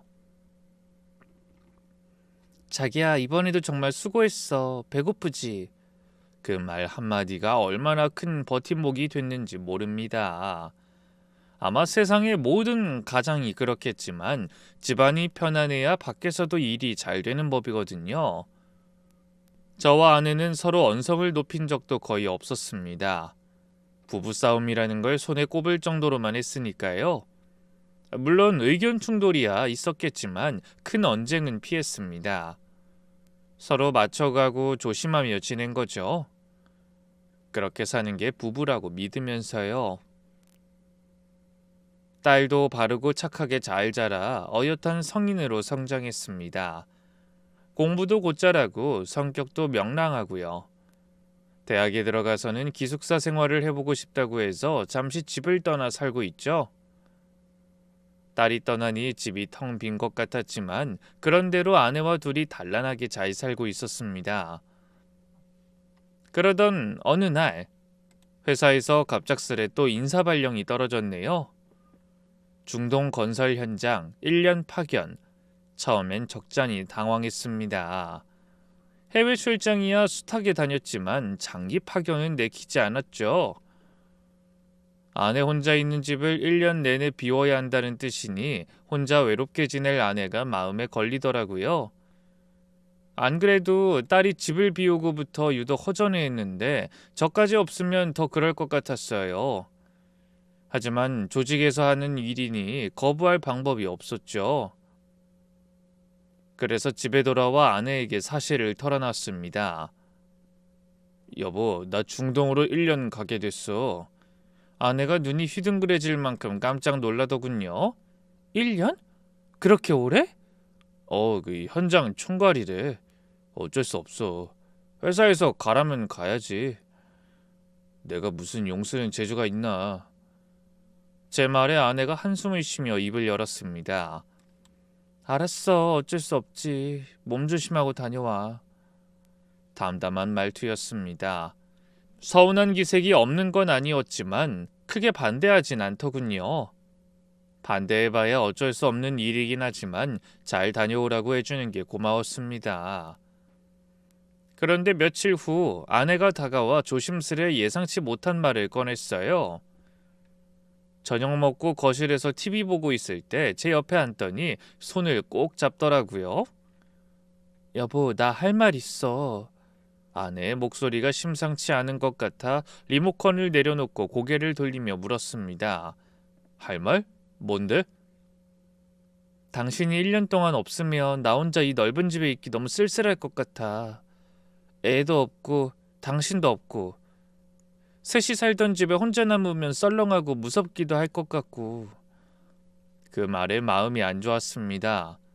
제가 떠나면 아내 혼자 1년 동안이나 넓은 집에 덩그러니 남게 되니 얼마나 외롭겠어요. 그래서 저도 동의의 표시로 고개를 끄덕였죠. 제 반응을 본 아내가 진지한 표정으로 말을 이어갔습니다. 그래서 말인데 나 당신 없는 기간 동안 친정에 가서 엄마 모시고 살면 어떨까? 장모님 댁에? 장모님도 몸이 안 좋으신데 혼자 살고 계셨어요. 장인어른은 10년 전에 돌아가셨고 그 후로 쭉 장모님 홀로 지내셨습니다. 아내가 외동딸이라 달리 찾아오는 사람도 별로 없어 저희가 자주 찾아뵙고 용돈도 챙겨드리고 그랬죠. 그래도 연로하신 데다 건강이 걱정되다 보니 늘 마음에 걸리긴 했습니다. 그런데 그런 장모님과 함께 있겠다니 오히려 잘 됐다는 생각이 들더라고요. 어차피 아무도 없는 집에서 혼자 덩그러니 있는 것보다 친정에 가서 장모님 모시는 게 훨씬 낫지 않겠습니까? 아내 외로움도 달래고 장모님도 봉양하고 일거양득이라고 생각했죠. 저는 고민 없이 대답했습니다. 그래, 그거 좋겠다. 안 그래도 장모님 혼자 계시는데 당신이 가서 같이 지내면 좋아하시겠다. 제 대답에 아내의 표정이 환하게 밝아졌습니다. 정말? 괜찮아? 괜찮고 말고 장모님도 그렇고 당신도 혼자 지내는 것보단 100배다. 헌데 그날 밤 아내가 유난히 살갑게 굴더군요. 오랜만에 차 마시며 이런저런 담소도 많이 나눴습니다. 신혼 시절 추억, 딸 어릴 때 에피소드, 앞으로 퇴직하면 뭐 하며 살까 하는 얘기들로 늦은 시간까지 떠들었어요. 오래 함께한 부부라 평소에 특별히 얘기를 많이 하는 편은 아니었는데 그날따라 대화가 끊이질 않더라고요.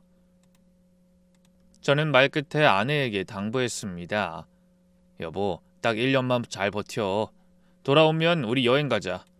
당신이 TV 보며 가보고 싶다고 했던 맛집도 다 가보고. 그래, 약속한 거야? 당연하지. 그때까지 우리 둘 다 건강관리 잘하고 있자고. 그런 약속을 하고 나니 그래도 마음이 좀 편안해졌습니다. 그리고 시간이 흘러 어느덧 출국날이 성큼 다가오자 아내가 바지런히 제 짐을 꾸려줬죠. 속옷부터 양말, 세면도구, 상비약까지 하나하나 꼼꼼하게 챙겨주는 게 고마웠어요. 짐을 싸면서도 계속 이런저런 얘기를 하더군요. 위장약도 넣었어. 당신 위 안 좋잖아.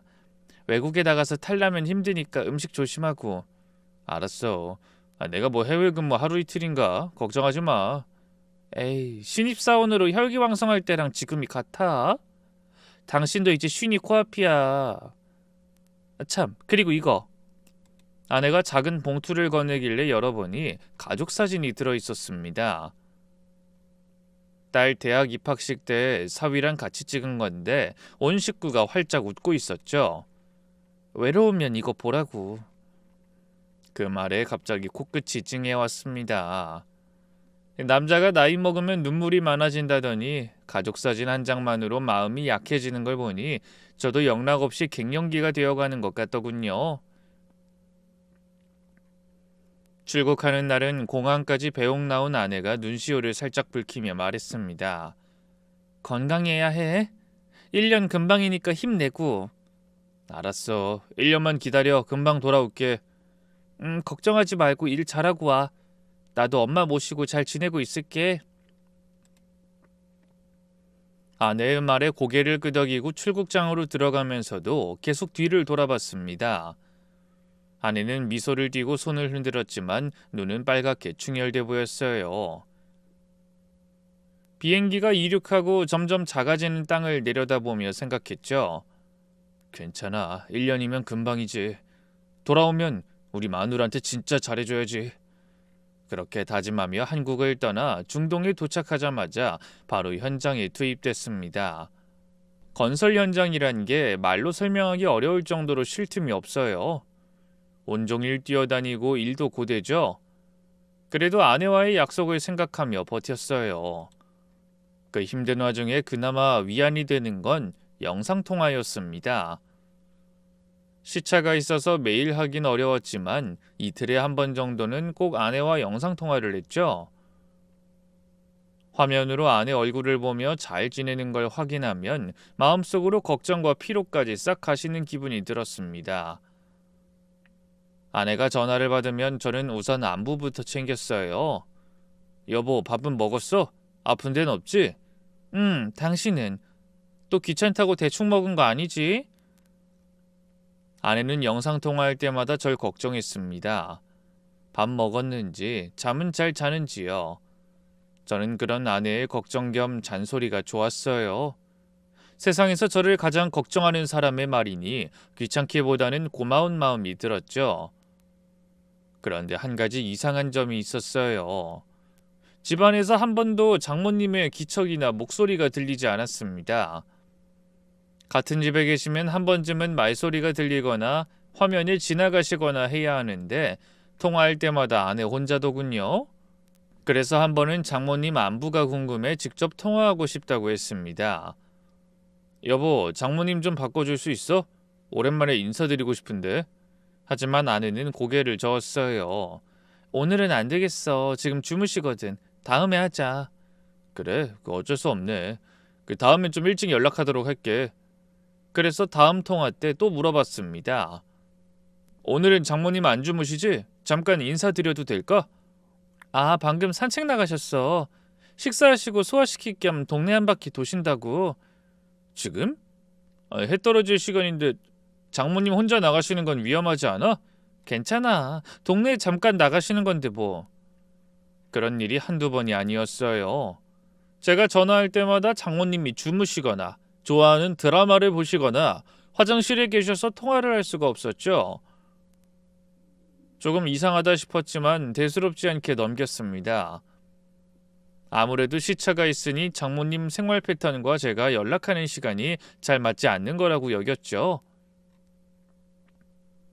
그렇게 출국하고도 3개월이라는 시간이 지났습니다. 현장 일은 여전히 빡빡했지만 그래도 어느 정도 적응이 됐어요. 사람이 환경에 적응하는 동물이라더니 맞는 말이었죠. 처음에는 너무 힘들었는데 석 달쯤 되니까 몸도 예전의 감각을 되찾기 시작하더군요. 그래도 아내와 집 생각은 매일 나서 영상통화는 쉬지 않았어요. 화면으로나마 아내의 얼굴을 보면 하루 피로가 스르륵 녹아내리는 것 같았거든요. 아내도 저를 보면 반가워했죠. 그러면서도 항상 걱정이 많았어요. 여보, 얼굴이 더 많이 탄 것 같아. 피부에 안 좋아. 귀찮아도 내가 챙겨준 자외선 차단제 꼭 발라. 밥은 제대로 먹고 다닌다면서 왜 자꾸 마르는 것 같지? 혹시 대충 둘러대는 거 아니야? 그 걱정 섞인 잔소리를 들으면 귀찮긴커녕 오히려 마음이 따뜻해지는 기분이었죠. 하지만 여전히 마음에 걸리는 게 있었어요. 바로 집에서 장모님의 흔적이 너무 느껴지지 않는다는 거였습니다. 제가 그렇게 줄기차게 전화를 해도 한 번도 통화가 되지 않는 것도 이상하고요. 한 집에 살면서 석 달 동안 단 한 번도 장모님 목소리가 안 들리고 화면에 보이지 않는다?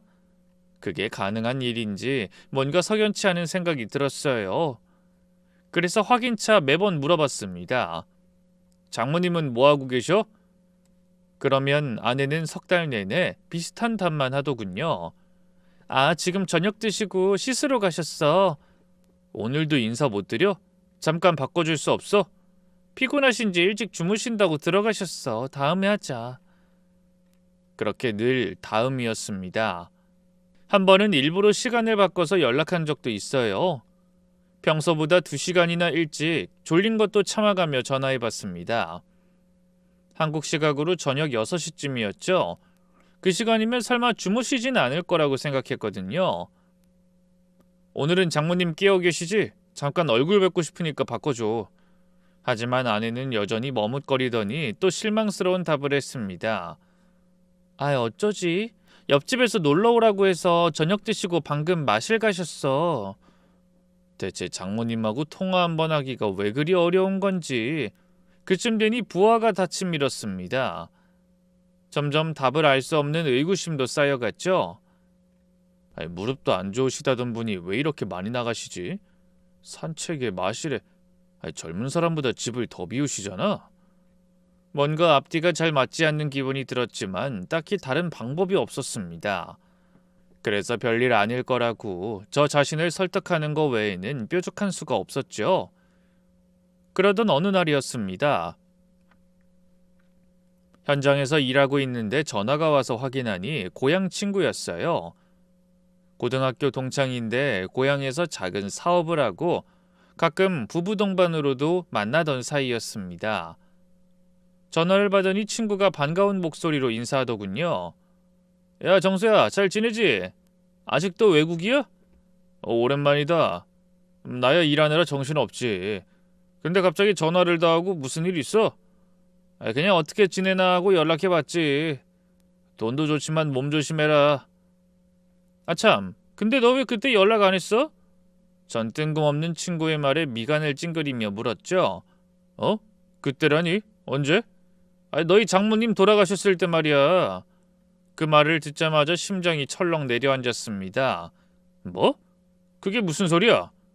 아니, 우리 집사람이 몇 달 전에 장례식장 갔다가 옆 빈소에서 상복 입은 재수씨 봤다고 하던데. 저는 귀를 의심했어요. 갑자기 장모님이 돌아가셨다니 말도 안 되는 일이라고 생각했죠. 야, 아니야. 사람 잘못 봤겠지. 우리 장모님 멀쩡하셔. 내가 매일 집사람이랑 통화하는데 뭐. 그래? 그럼 우리 집사람이 잘못 봤나? 이상하네. 분명히 확실하다고 했는데. 친구도 자기가 본 게 아니니 아주 확신하진 못했습니다. 그 뒤로도 이런저런 얘기를 좀 하다 전화를 끊었지만 제 머릿속에는 장모님에 관한 얘기로만 꽉 찼어요. 아니야, 사람을 잘못 본 거야. 장모님한테 무슨 일이 생겼으면 내가 모를 리가 있어? 그렇게 생각하려 했지만 한 번 생긴 의심은 좀처럼 가시지 않더군요. 지난 석 달간 한 번도 장모님의 모습이나 목소리를 듣지 못한 것도 이상했고요. 그날 밤 저는 또 영상통화를 걸었습니다. 아내의 얼굴이 화면에 떴고 평소와 다름없는 표정으로 인사했죠. 저도 아무렇지 않은 척 물었습니다. 장모님은 오늘도 일찍 주무시나? 오늘도 저녁 드시고 주무시지. 원래 어르신들은 초저녁 잠이 많다잖아. 장모님이랑 인사 한번 하기가 정말 너무 힘들다. 내가 외국에 있는 거 알면 장모님이 먼저 연락해서 안부를 물으실 법도 한데 이상하네. 제 말에 아내가 잠깐 눈을 피하는 것 같았지만 아주 찰나였어요. 이내 입가에 미소를 지으며 말했죠. 그러게 말이야. 이제 우리 엄마도 나이 드시니 총기가 예전 같진 않으신가 봐. 그 순간 전 직감적으로 알았습니다. 이 여자가 뭔가를 숨기고 있구나. 20년 넘게 같이 살면 표정만 봐도 알 수 있는 게 있더라고요. 아내가 거짓말할 때 일부러 어색하게 웃는다는 걸 전 알고 있었죠. 장모님 얘기를 할 때 바로 그 웃음이 보였습니다. 저는 진지하게 물었어요. 여보, 혹시 나한테 뭐 말 안 한 거 없어? 그런 게 어딨어. 왜 갑자기 그런 말을 해? 화면 너머로 아내의 얼굴이 굳는 게 보이고 잠시 침묵이 흘렀어요. 하지만 이내 표정을 바꾸고 활짝 웃으며 말하더군요. 갑자기 무슨 소리야. 내가 당신한테 숨길 게 뭐가 있어. 저는 한숨을 쉬며 힘없이 웃었죠. 아니야, 그냥 물어본 거야. 신경 쓰지 마. 저는 더 이상 추궁하지 않기로 하고 전화를 끊었어요. 그 상태에서 더 말해봐야 화면으로는 아무것도 확인이 안 되잖아요. 통화를 끊고 나서도 한참을 멍하니 앉아 있었습니다. 장모님이 정말 돌아가신 건가? 그럼 왜 집사람이 나한테 말을 안 했지? 혹시 일에 지장 생길까 봐? 아무리 그래도 장모님이 돌아가신 건데 일 때문에 말을 안 해? 아무리 생각해도 아내의 행동이 이해되지 않았어요. 그 후로 며칠간 일이 손에 잡히지 않았습니다. 현장에 있어도 머릿속에는 온통 아내 생각뿐이었어요. 자꾸 친구의 말이 맴돌았습니다. 장례식에서 상복 입은 제 아내를 봤다는 그 말이요. 그 순간 머릿속에 한 가지 강한 생각이 스쳤습니다. 확인해야겠다. 이제 더 이상 영상통화는 못 믿어. 분명히 나 모르게 무슨 일이 일어난 거야. 내가 직접 눈으로 봐야겠어. 그 순간 전 결심했습니다. 몰래 아내를 찾아가서 무슨 일이 일어나고 있는지 확인하고 와야겠다고요. 만약 제 생각이 틀렸다면 정말 다행이었죠. 하지만 만약 정말로 아내가 저에게 뭔가 숨기고 있는 거라면 그건 그때 가서 생각하기로 했습니다. 그래서 휴가계를 보내고 기다렸어요. 다행히도 어렵지 않게 허락이 떨어졌고 저는 서둘러 비행기표를 끊었습니다. 인천행 비행기에 좌석을 예약하면서도 한숨이 나왔어요. 내가 지금 뭘 하고 있는 거지? 20년 넘게 같이 산 아내를 의심하다니. 하지만 이 찝찝한 느낌을 그냥 무시할 수가 없어.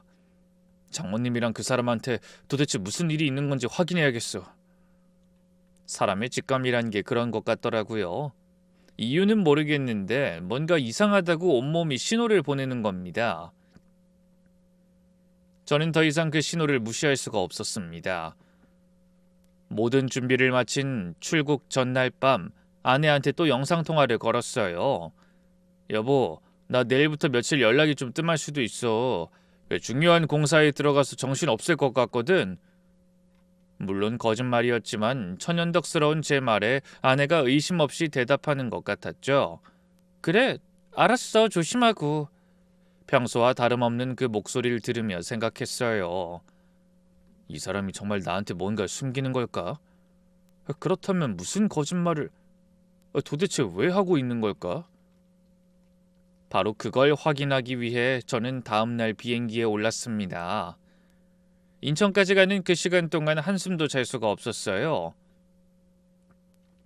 창밖을 보며 그저 입술만 깨물었죠.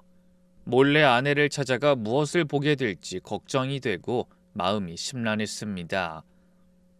이 모든 게 저의 괜한 걱정이었으면 좋겠다는 마음이 가장 컸어요.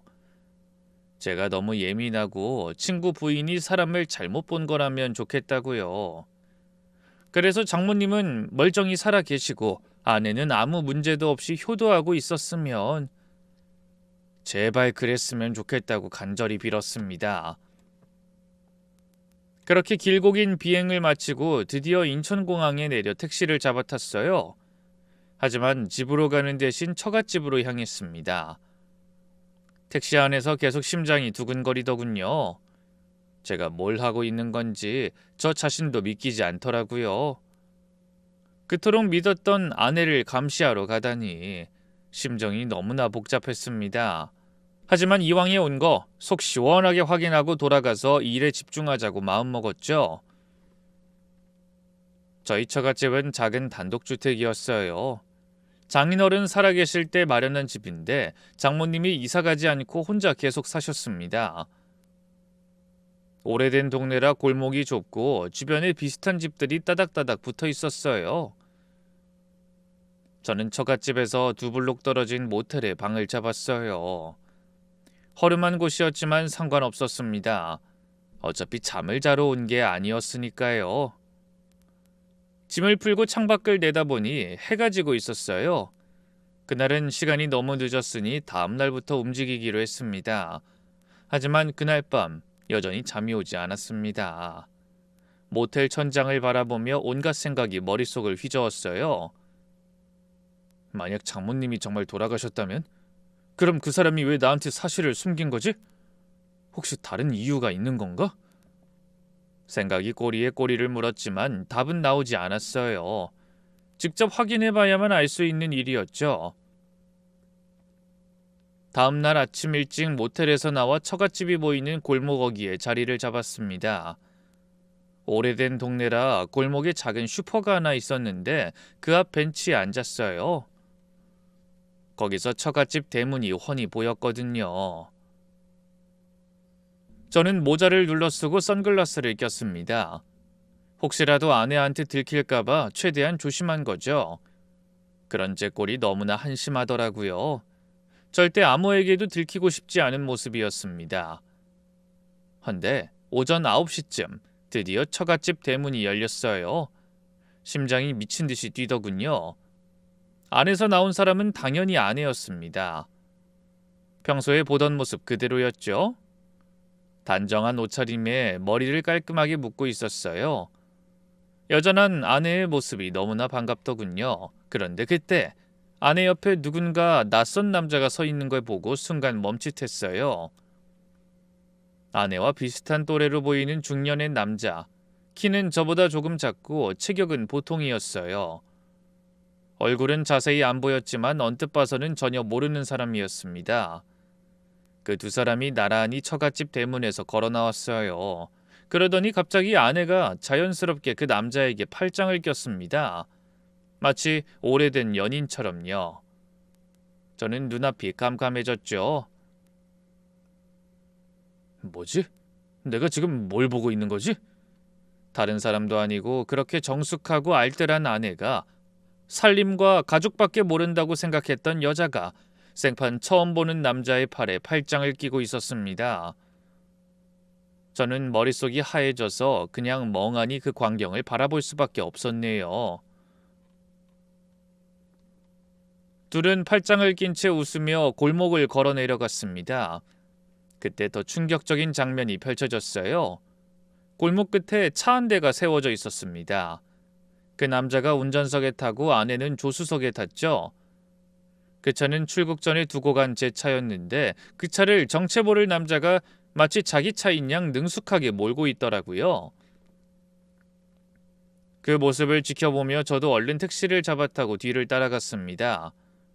저기 앞에 가는 흰색 승용차 좀 따라가 주세요. 빨리요. 제가 운전기사에게 말하자 재미있다는 표정으로 뭔가를 물으려 했지만 저는 정신이 없어 그 말에 하나도 대꾸하지 못했어요. 잠시 후 두 사람이 들어간 곳은 한 대형 쇼핑몰이었습니다. 저도 주차장에서 내려 안으로 들어갔네요. 그리고 멀찍이 떨어져서 아내와 남자를 지켜봤죠. 쇼핑몰 안에서 둘은 여기저기를 신나게 돌아다니더군요. 옷, 신발, 모자, 아내가 이것저것 고르면 그 남자가 입어보거나 신어봤어요. 언뜻 봐도 영락없이 사이 좋은 부부더군요.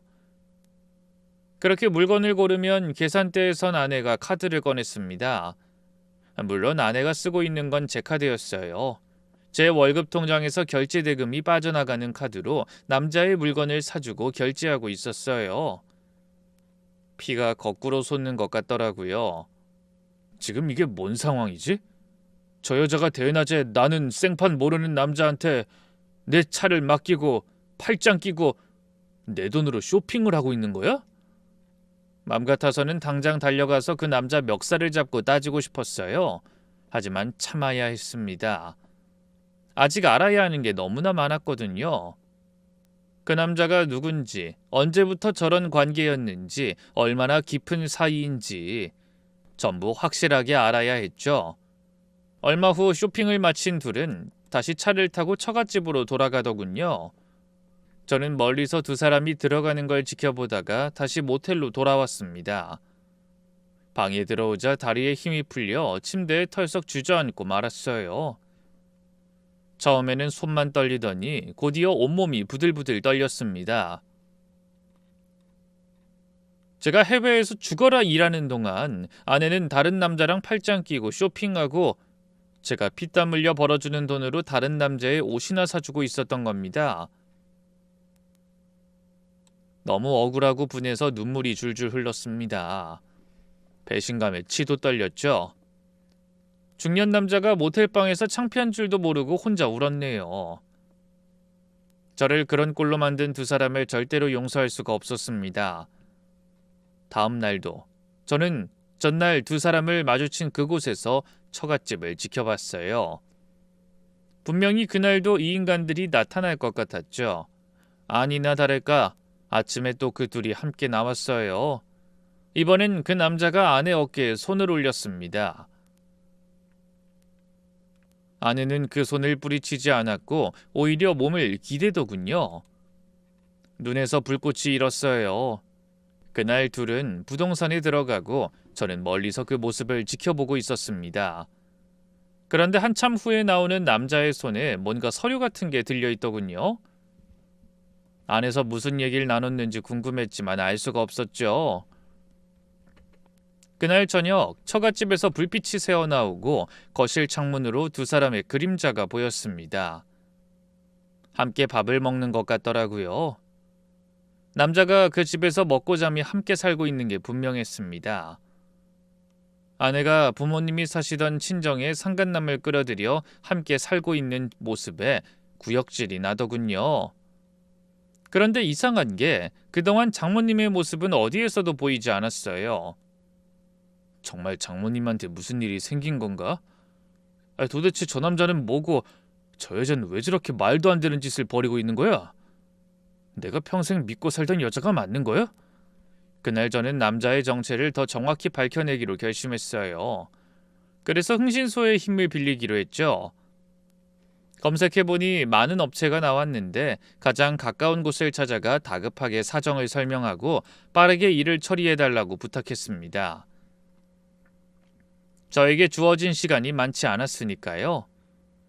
비용은 얼마든지 드릴 테니 가능한 한 빨리 처리해주세요. 저 남자 신상 탈탈 털어 뭐하는 인간인지 꼭 좀 밝혀주세요.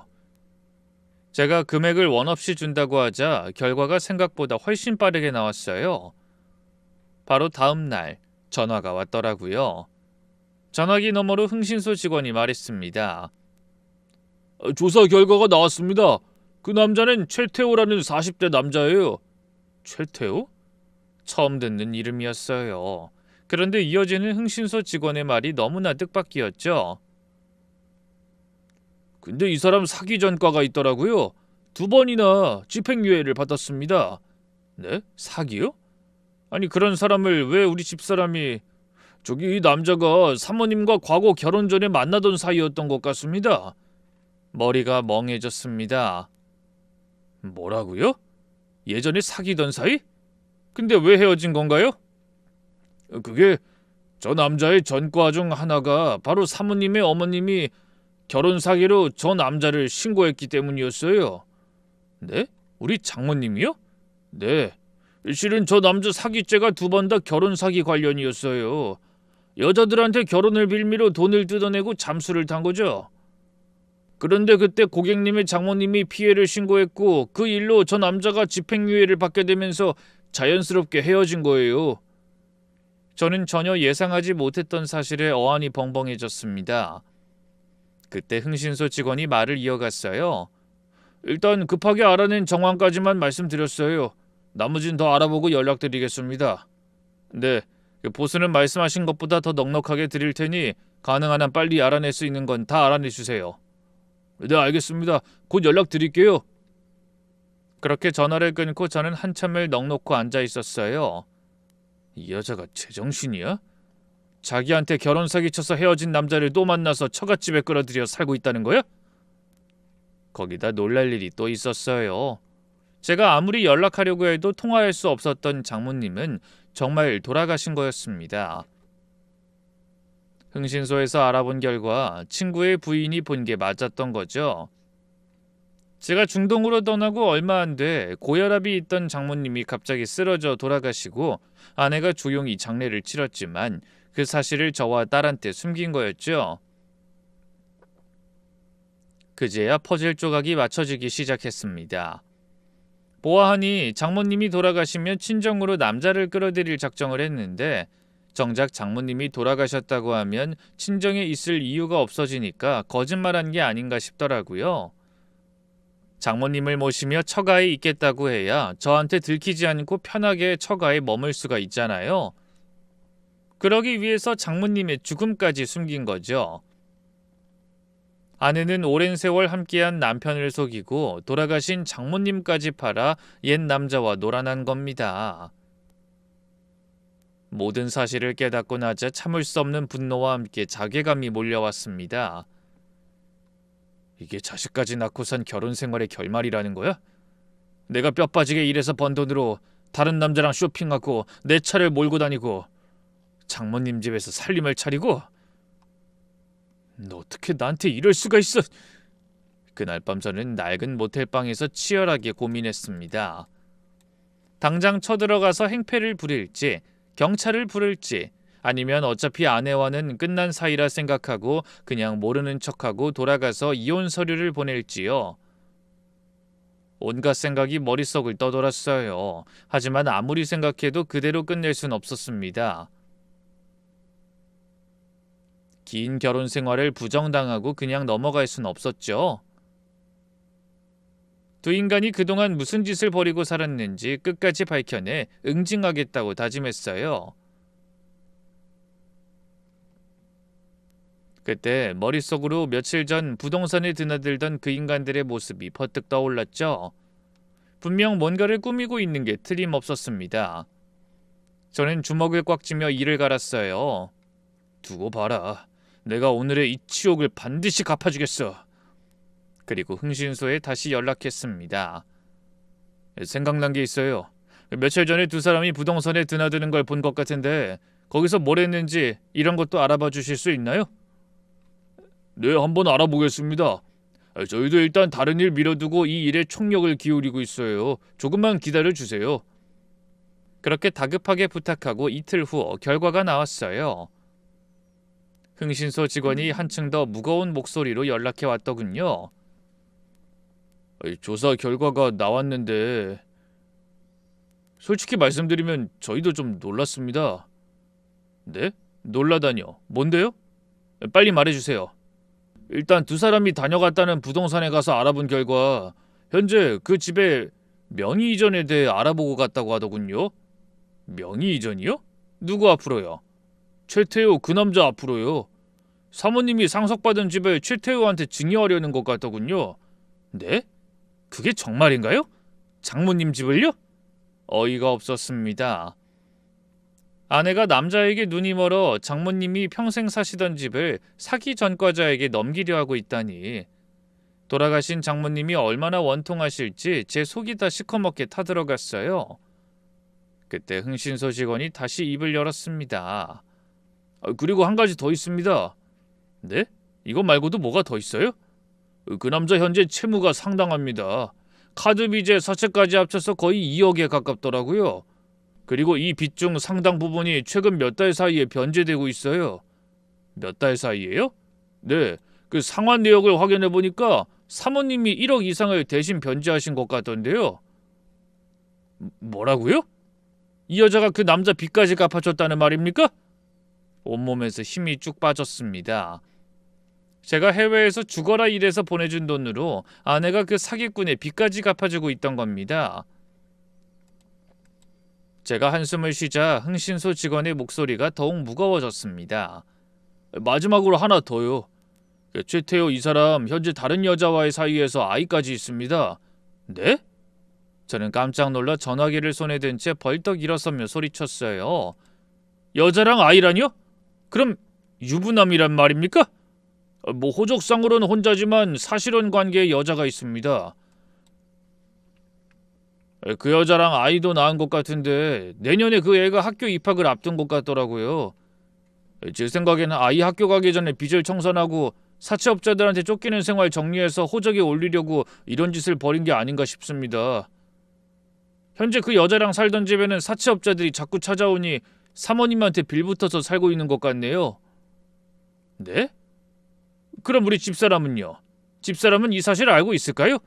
글쎄요. 아마 아무것도 모르시니 이렇게 빚도 갚아주고 집 명의까지 넘기려고 한 게 아닐까요? 기가 차서 말문이 막히더군요. 그 남잔 처음부터 아내를 이용할 생각이었던 겁니다. 옛 여자를 찾아내 접근해서 빚 갚아달라 하고 상속받은 집도 빼앗고 다 털어먹으면 버릴 속셈이었던 거죠. 아내는 그것도 모르고 남자한테 홀딱 빠져서 남편 돈과 친정 재산까지 갖다 바치고 있었던 겁니다. 모든 게 명확해졌습니다. 최태호는 처음부터 저희 아내를 호구로 찍은 거였어요. 옛 연인이라는 감정을 이용해서 접근하고 남편 해외 간 틈을 타서 돈과 재산을 빼먹고 다 털어먹으면 다른 여자한테 갈 작정이었던 겁니다. 아내는 아무것도 모르고 두 사람 사이의 감정을 사랑이라고 착각하며 모든 걸 바치고 있었죠. 도저히 제가 그동안 알고 있던 아내라고 하기에는 믿기지 않는 낯선 모습이었어요. 아무리 판단력이 흐려져도 그렇지 어떻게 그런 짓을 할 수 있는지 아내가 어떤 사람인지 전혀 모르겠더라고요. 그 후로 저는 흥신소의 도움을 받아 남자의 모든 악행을 뒷받침할 증거를 모았습니다. 처갓집 명의를 이전하려고 알아봤던 정황 증거와 제 월급 통장의 돈으로 남자의 대출을 변제해준 내역과 카드 사용 내역, 그리고 마지막으로 남자의 사실혼 사실을 밝혀줄 아이와 여자의 사진을 확보했죠. 그리고 혹시 몰라 장모님 사망 신고서까지 준비했어요. 아내가 저한테 알리지 않고 혼자 장례를 치르고 남자와 숨어 산 증거도 필요할 것 같았거든요. 그렇게 모든 증거를 모은 뒤 변호사를 찾아갔습니다. 저 이혼 소송하려고 합니다. 그리고 이 남자를 사기죄로 고소할 수 있는지도 알아봐 주세요. 변호사가 자료를 검토하더니 고개를 끄덕였습니다. 당연히 이혼은 문제 없습니다. 유책 배우자가 확실하니까요. 배우자가 그동안 벌어온 돈을 상간남에게 써온 정황이 확실하니 재산 분할에서도 상당히 유리한 위치에 서게 되실 것 같네요. 이 남자는요? 이 사기죄는 직접적으로 고객님을 속인 건 아니라서 좀 어려울 수도 있어요. 하지만 부인분을 기망해서 재산을 편취하려 한 정황이 있으니까 부인분이 고소하면 성립할 수 있습니다. 그렇군요. 아마 남자가 사실은 처자식까지 있는 걸 알면 고소할지도 모르겠네요. 자기가 완전히 속은 걸 알면 절망하겠죠. 저는 변호사 말대로 제 명의로 된 카드와 통장을 모두 거래 정지시켰어요. 아내와 상간남의 돈줄을 막아버린 거죠. 그렇게 모든 준비를 마치고 드디어 비밀을 밝히기 위해 처갓집 문을 열고 들어갔습니다. 마치 저를 기다리기라도 한 듯 대문이 훤히 열려 있더라고요. 작은 마당에 들어서자 거실에 불이 환하게 켜져 있는 게 보였어요. 그때 TV 소리가 귀가 아플 정도로 크게 들렸습니다. 그 소리를 뚫고 남자와 여자가 웃고 떠드는 소리가 들려왔죠. 저는 이를 갈며 현관문을 열어젖혔어요. 그러자 거실에 있던 두 사람이 동시에 고개를 돌렸습니다. 소파에 나란히 앉아 맥주를 마시던 아내와 상간남, 특히 저를 본 아내의 얼굴이 허옇게 질리더군요. 여보, 당신이 어떻게 여기 출장 중인 거 아니었어? 남자도 당황한 기색이 역력한 얼굴로 벌떡 일어났습니다. 저는 담담하게 두 인간을 번갈아 노려보며 말했어요. 당신 오래간만이네. 잘 지냈어? 아니, 이런 거 물을 필요도 없겠어. 아주 잘 지낸 것 같으니까. 아내가 벌벌 떨며 말했습니다. 아니, 이게 당신이 오해할 만한 상황이긴 한데 어떻게 된 거냐면... 하지만 전 콧방귀를 끼며 대답했어요. 오해는 무슨 오해? 나도 눈이 있다고. 그런데 장모님은 어디 계셔? 사위가 석 달이 넘게 안 보여도 인사 한번 하기 힘든 우리 장모님 어디 계시냐고? 여보, 엄마는... 왜? 오늘도 벌써 주무셔? 아니면 산책 나가셨나? 목욕 중이셔? 아니, 그런 게 아니고 지금 여행 중이셔. 친구들하고. 저는 마지막까지도 말도 안 되는 소리를 해대는 아내에게 실망해 그동안 참아온 분노를 쏟아냈습니다. 이번엔 여행이야? 어디로 여행 가셨니? 그 여행에서 돌아오시긴 하는 거야? 제 말에 아내의 눈동자가 심하게 흔들렸습니다. 왜 말을 못해? 또 뻔뻔하게 거짓말 해보시지. 어디 할 짓이 없어서 남자랑 놀아나고 싶어 자기 부모 돌아가신 것도 쉬쉬해? 네가 인간이야?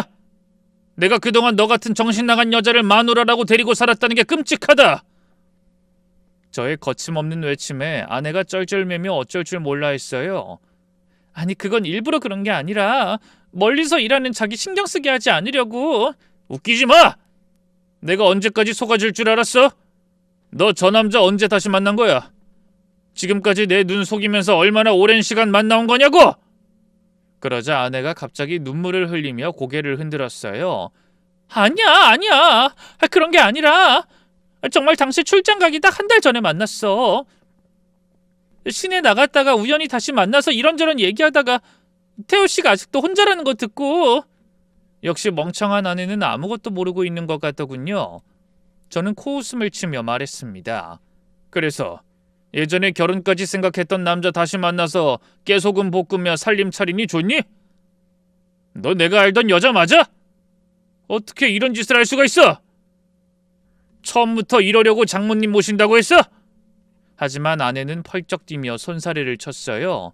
아니야. 처음엔 정말 혈압 있는 엄마 모시면서 조용히 살고 싶었어. 그때만 해도 태호 씨하고는 가끔 만나서 밥만 먹고 술 한잔하던 사이일 뿐이었어. 근데 당신 출장 가고 내가 여기로 옮긴 지 이틀 만에 엄마가 갑자기 쓰러지신 거야. 그때 태호 씨가 사업이 망해서 빚지고 오갈 데가 없어졌다고 한 게 생각나서 그래서 여기서 지내면 되겠다 싶은 생각이 들었어. 모든 결론은 같아.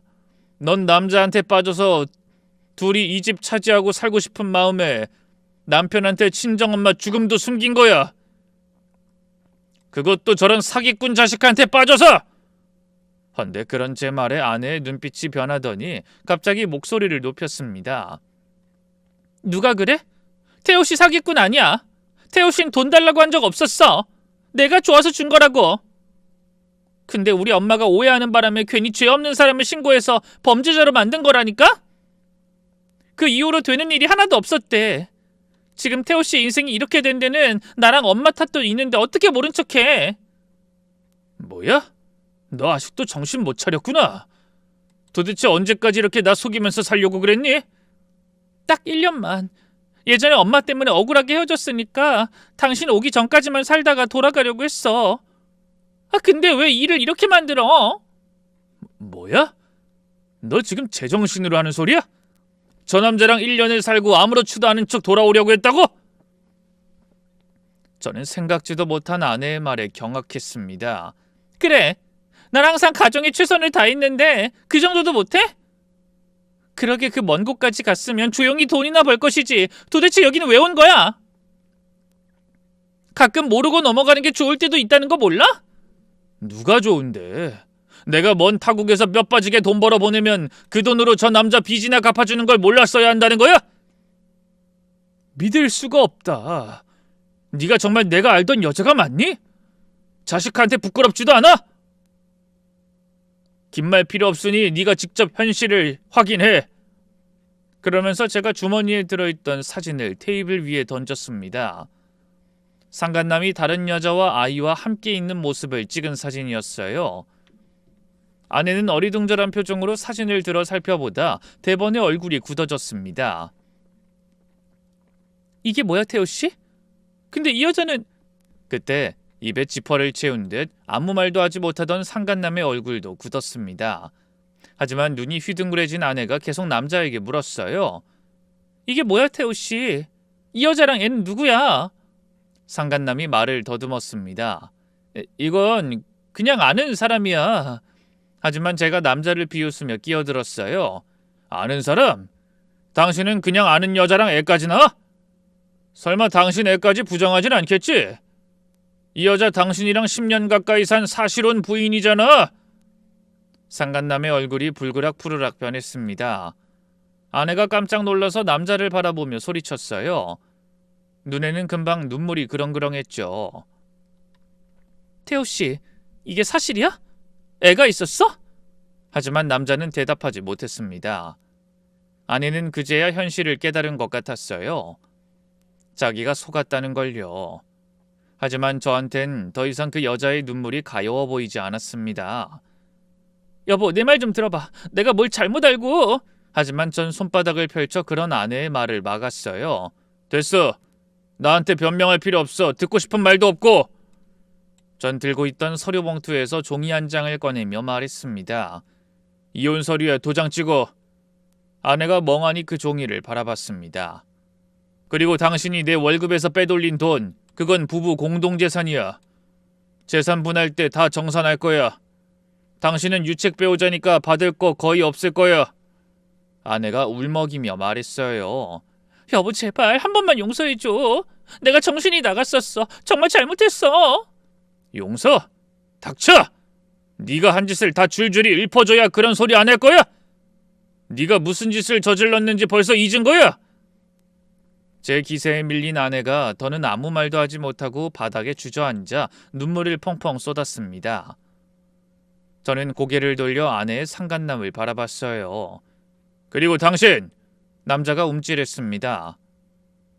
사기 전과 이범에 결혼 사기 의혹까지 있는 사람이라며? 이 집 명의 이전 받아서 팔아먹고 저 여자 버리고 내 언니한테 갈 생각이었지? 하지만 남자가 마지막 발악을 하더군요. 그게 뭔 소리야? 증거도 없이 함부로 짓거리지 마! 증거? 저는 다시 서류를 꺼냈습니다. 당신 채무 상환 내역 여기 다 있어. 내 카드로 신나게 옷 사고 즐긴 것도 다 있다고. 부동산의 명의 이전 물어본 거 증인도 있어. 남자의 얼굴이 창백해졌습니다. 이 자료들 다 경찰에 넘길 거야. 사기죄가 성립되는지는 모르겠지만 최소한 당신 인생은 엉망이 되겠지. 내가 상간소송도 할 거니까 긴장해야 할 거야. 남자가 입술을 바들바들 떨기만 할 뿐 뭐라고 반박을 못하더군요. 저는 마지막으로 아내를 바라봤습니다. 울고 있는 그 얼굴이 얼마나 추해 보이는지 한때는 제가 목숨처럼 사랑했던 여자라는 게 믿기지 않았어요. 서류에 도장 찍고 연락해. 괜히 시간 끌어봤자 달라지는 거 없으니까 서로 기운 빼지 말자. 그 말을 남기고 저는 처갓집을 나왔습니다. 행복하다고 생각했던 결혼 생활이 그렇게 끝나버렸지만 후회는 하지 않기로 다짐했죠. 저에게는 다른 선택의 여지가 없었으니까요. 그로부터 반년이란 시간이 지나 법원에서 이혼 판결이 났어요. 아내는 유책 배우자로 인정되어 재산 분할에서 극히 불리한 판정을 받았습니다. 아내가 남자에게 퍼준 돈도 재산 분할에서 정산됐어요. 결국 거의 빈손으로 나갈 수밖에 없었죠.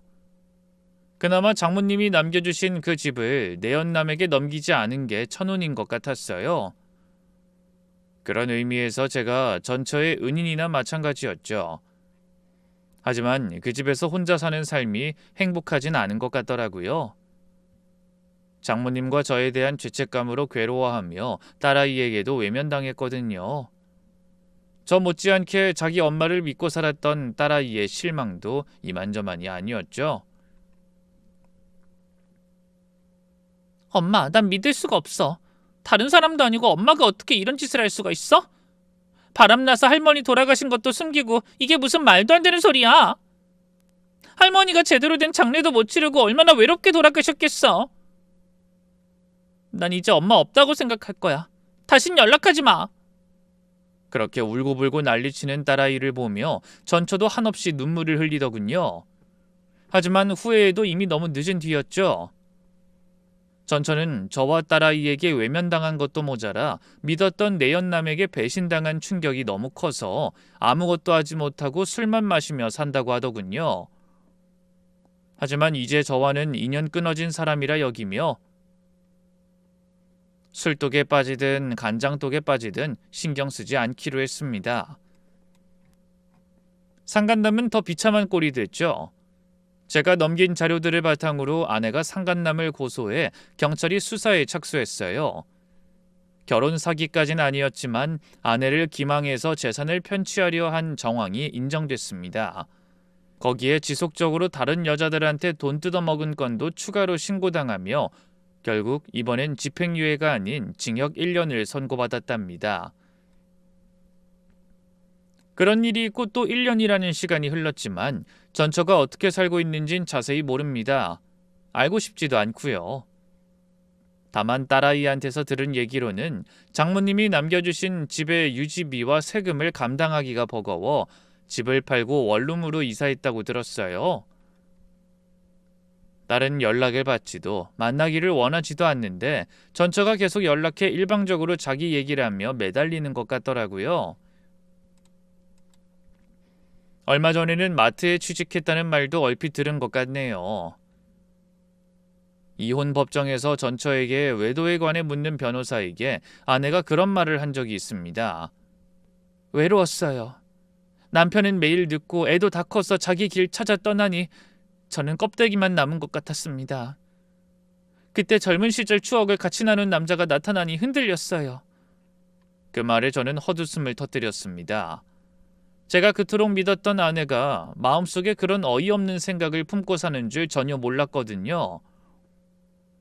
아내는 항상 완벽한 현모양처인 척 불평도 원망도 없이 묵묵히 살아온 사람이라 정말 그런 줄로만 알았네요. 하지만 참다가 그렇게 잘못된 길로 나가지 말고 차라리 자신의 마음을 솔직하게 보여줬다면 어땠을지 안타까운 마음이 듭니다. 물론 저도 아내를 외롭게 한 것에 대한 어느 정도의 책임은 있다고 생각하지만 외롭다고 다 바람을 피우면 세상에 온전한 가정이 얼마나 남아있겠어요?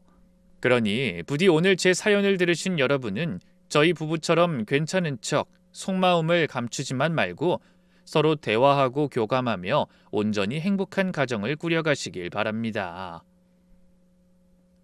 그럼 부끄러운 저의 고백에 귀 기울여 주신 여러분께 감사드리며 저는 이만 인사드리겠습니다. 추운 날씨에 감기 조심하세요.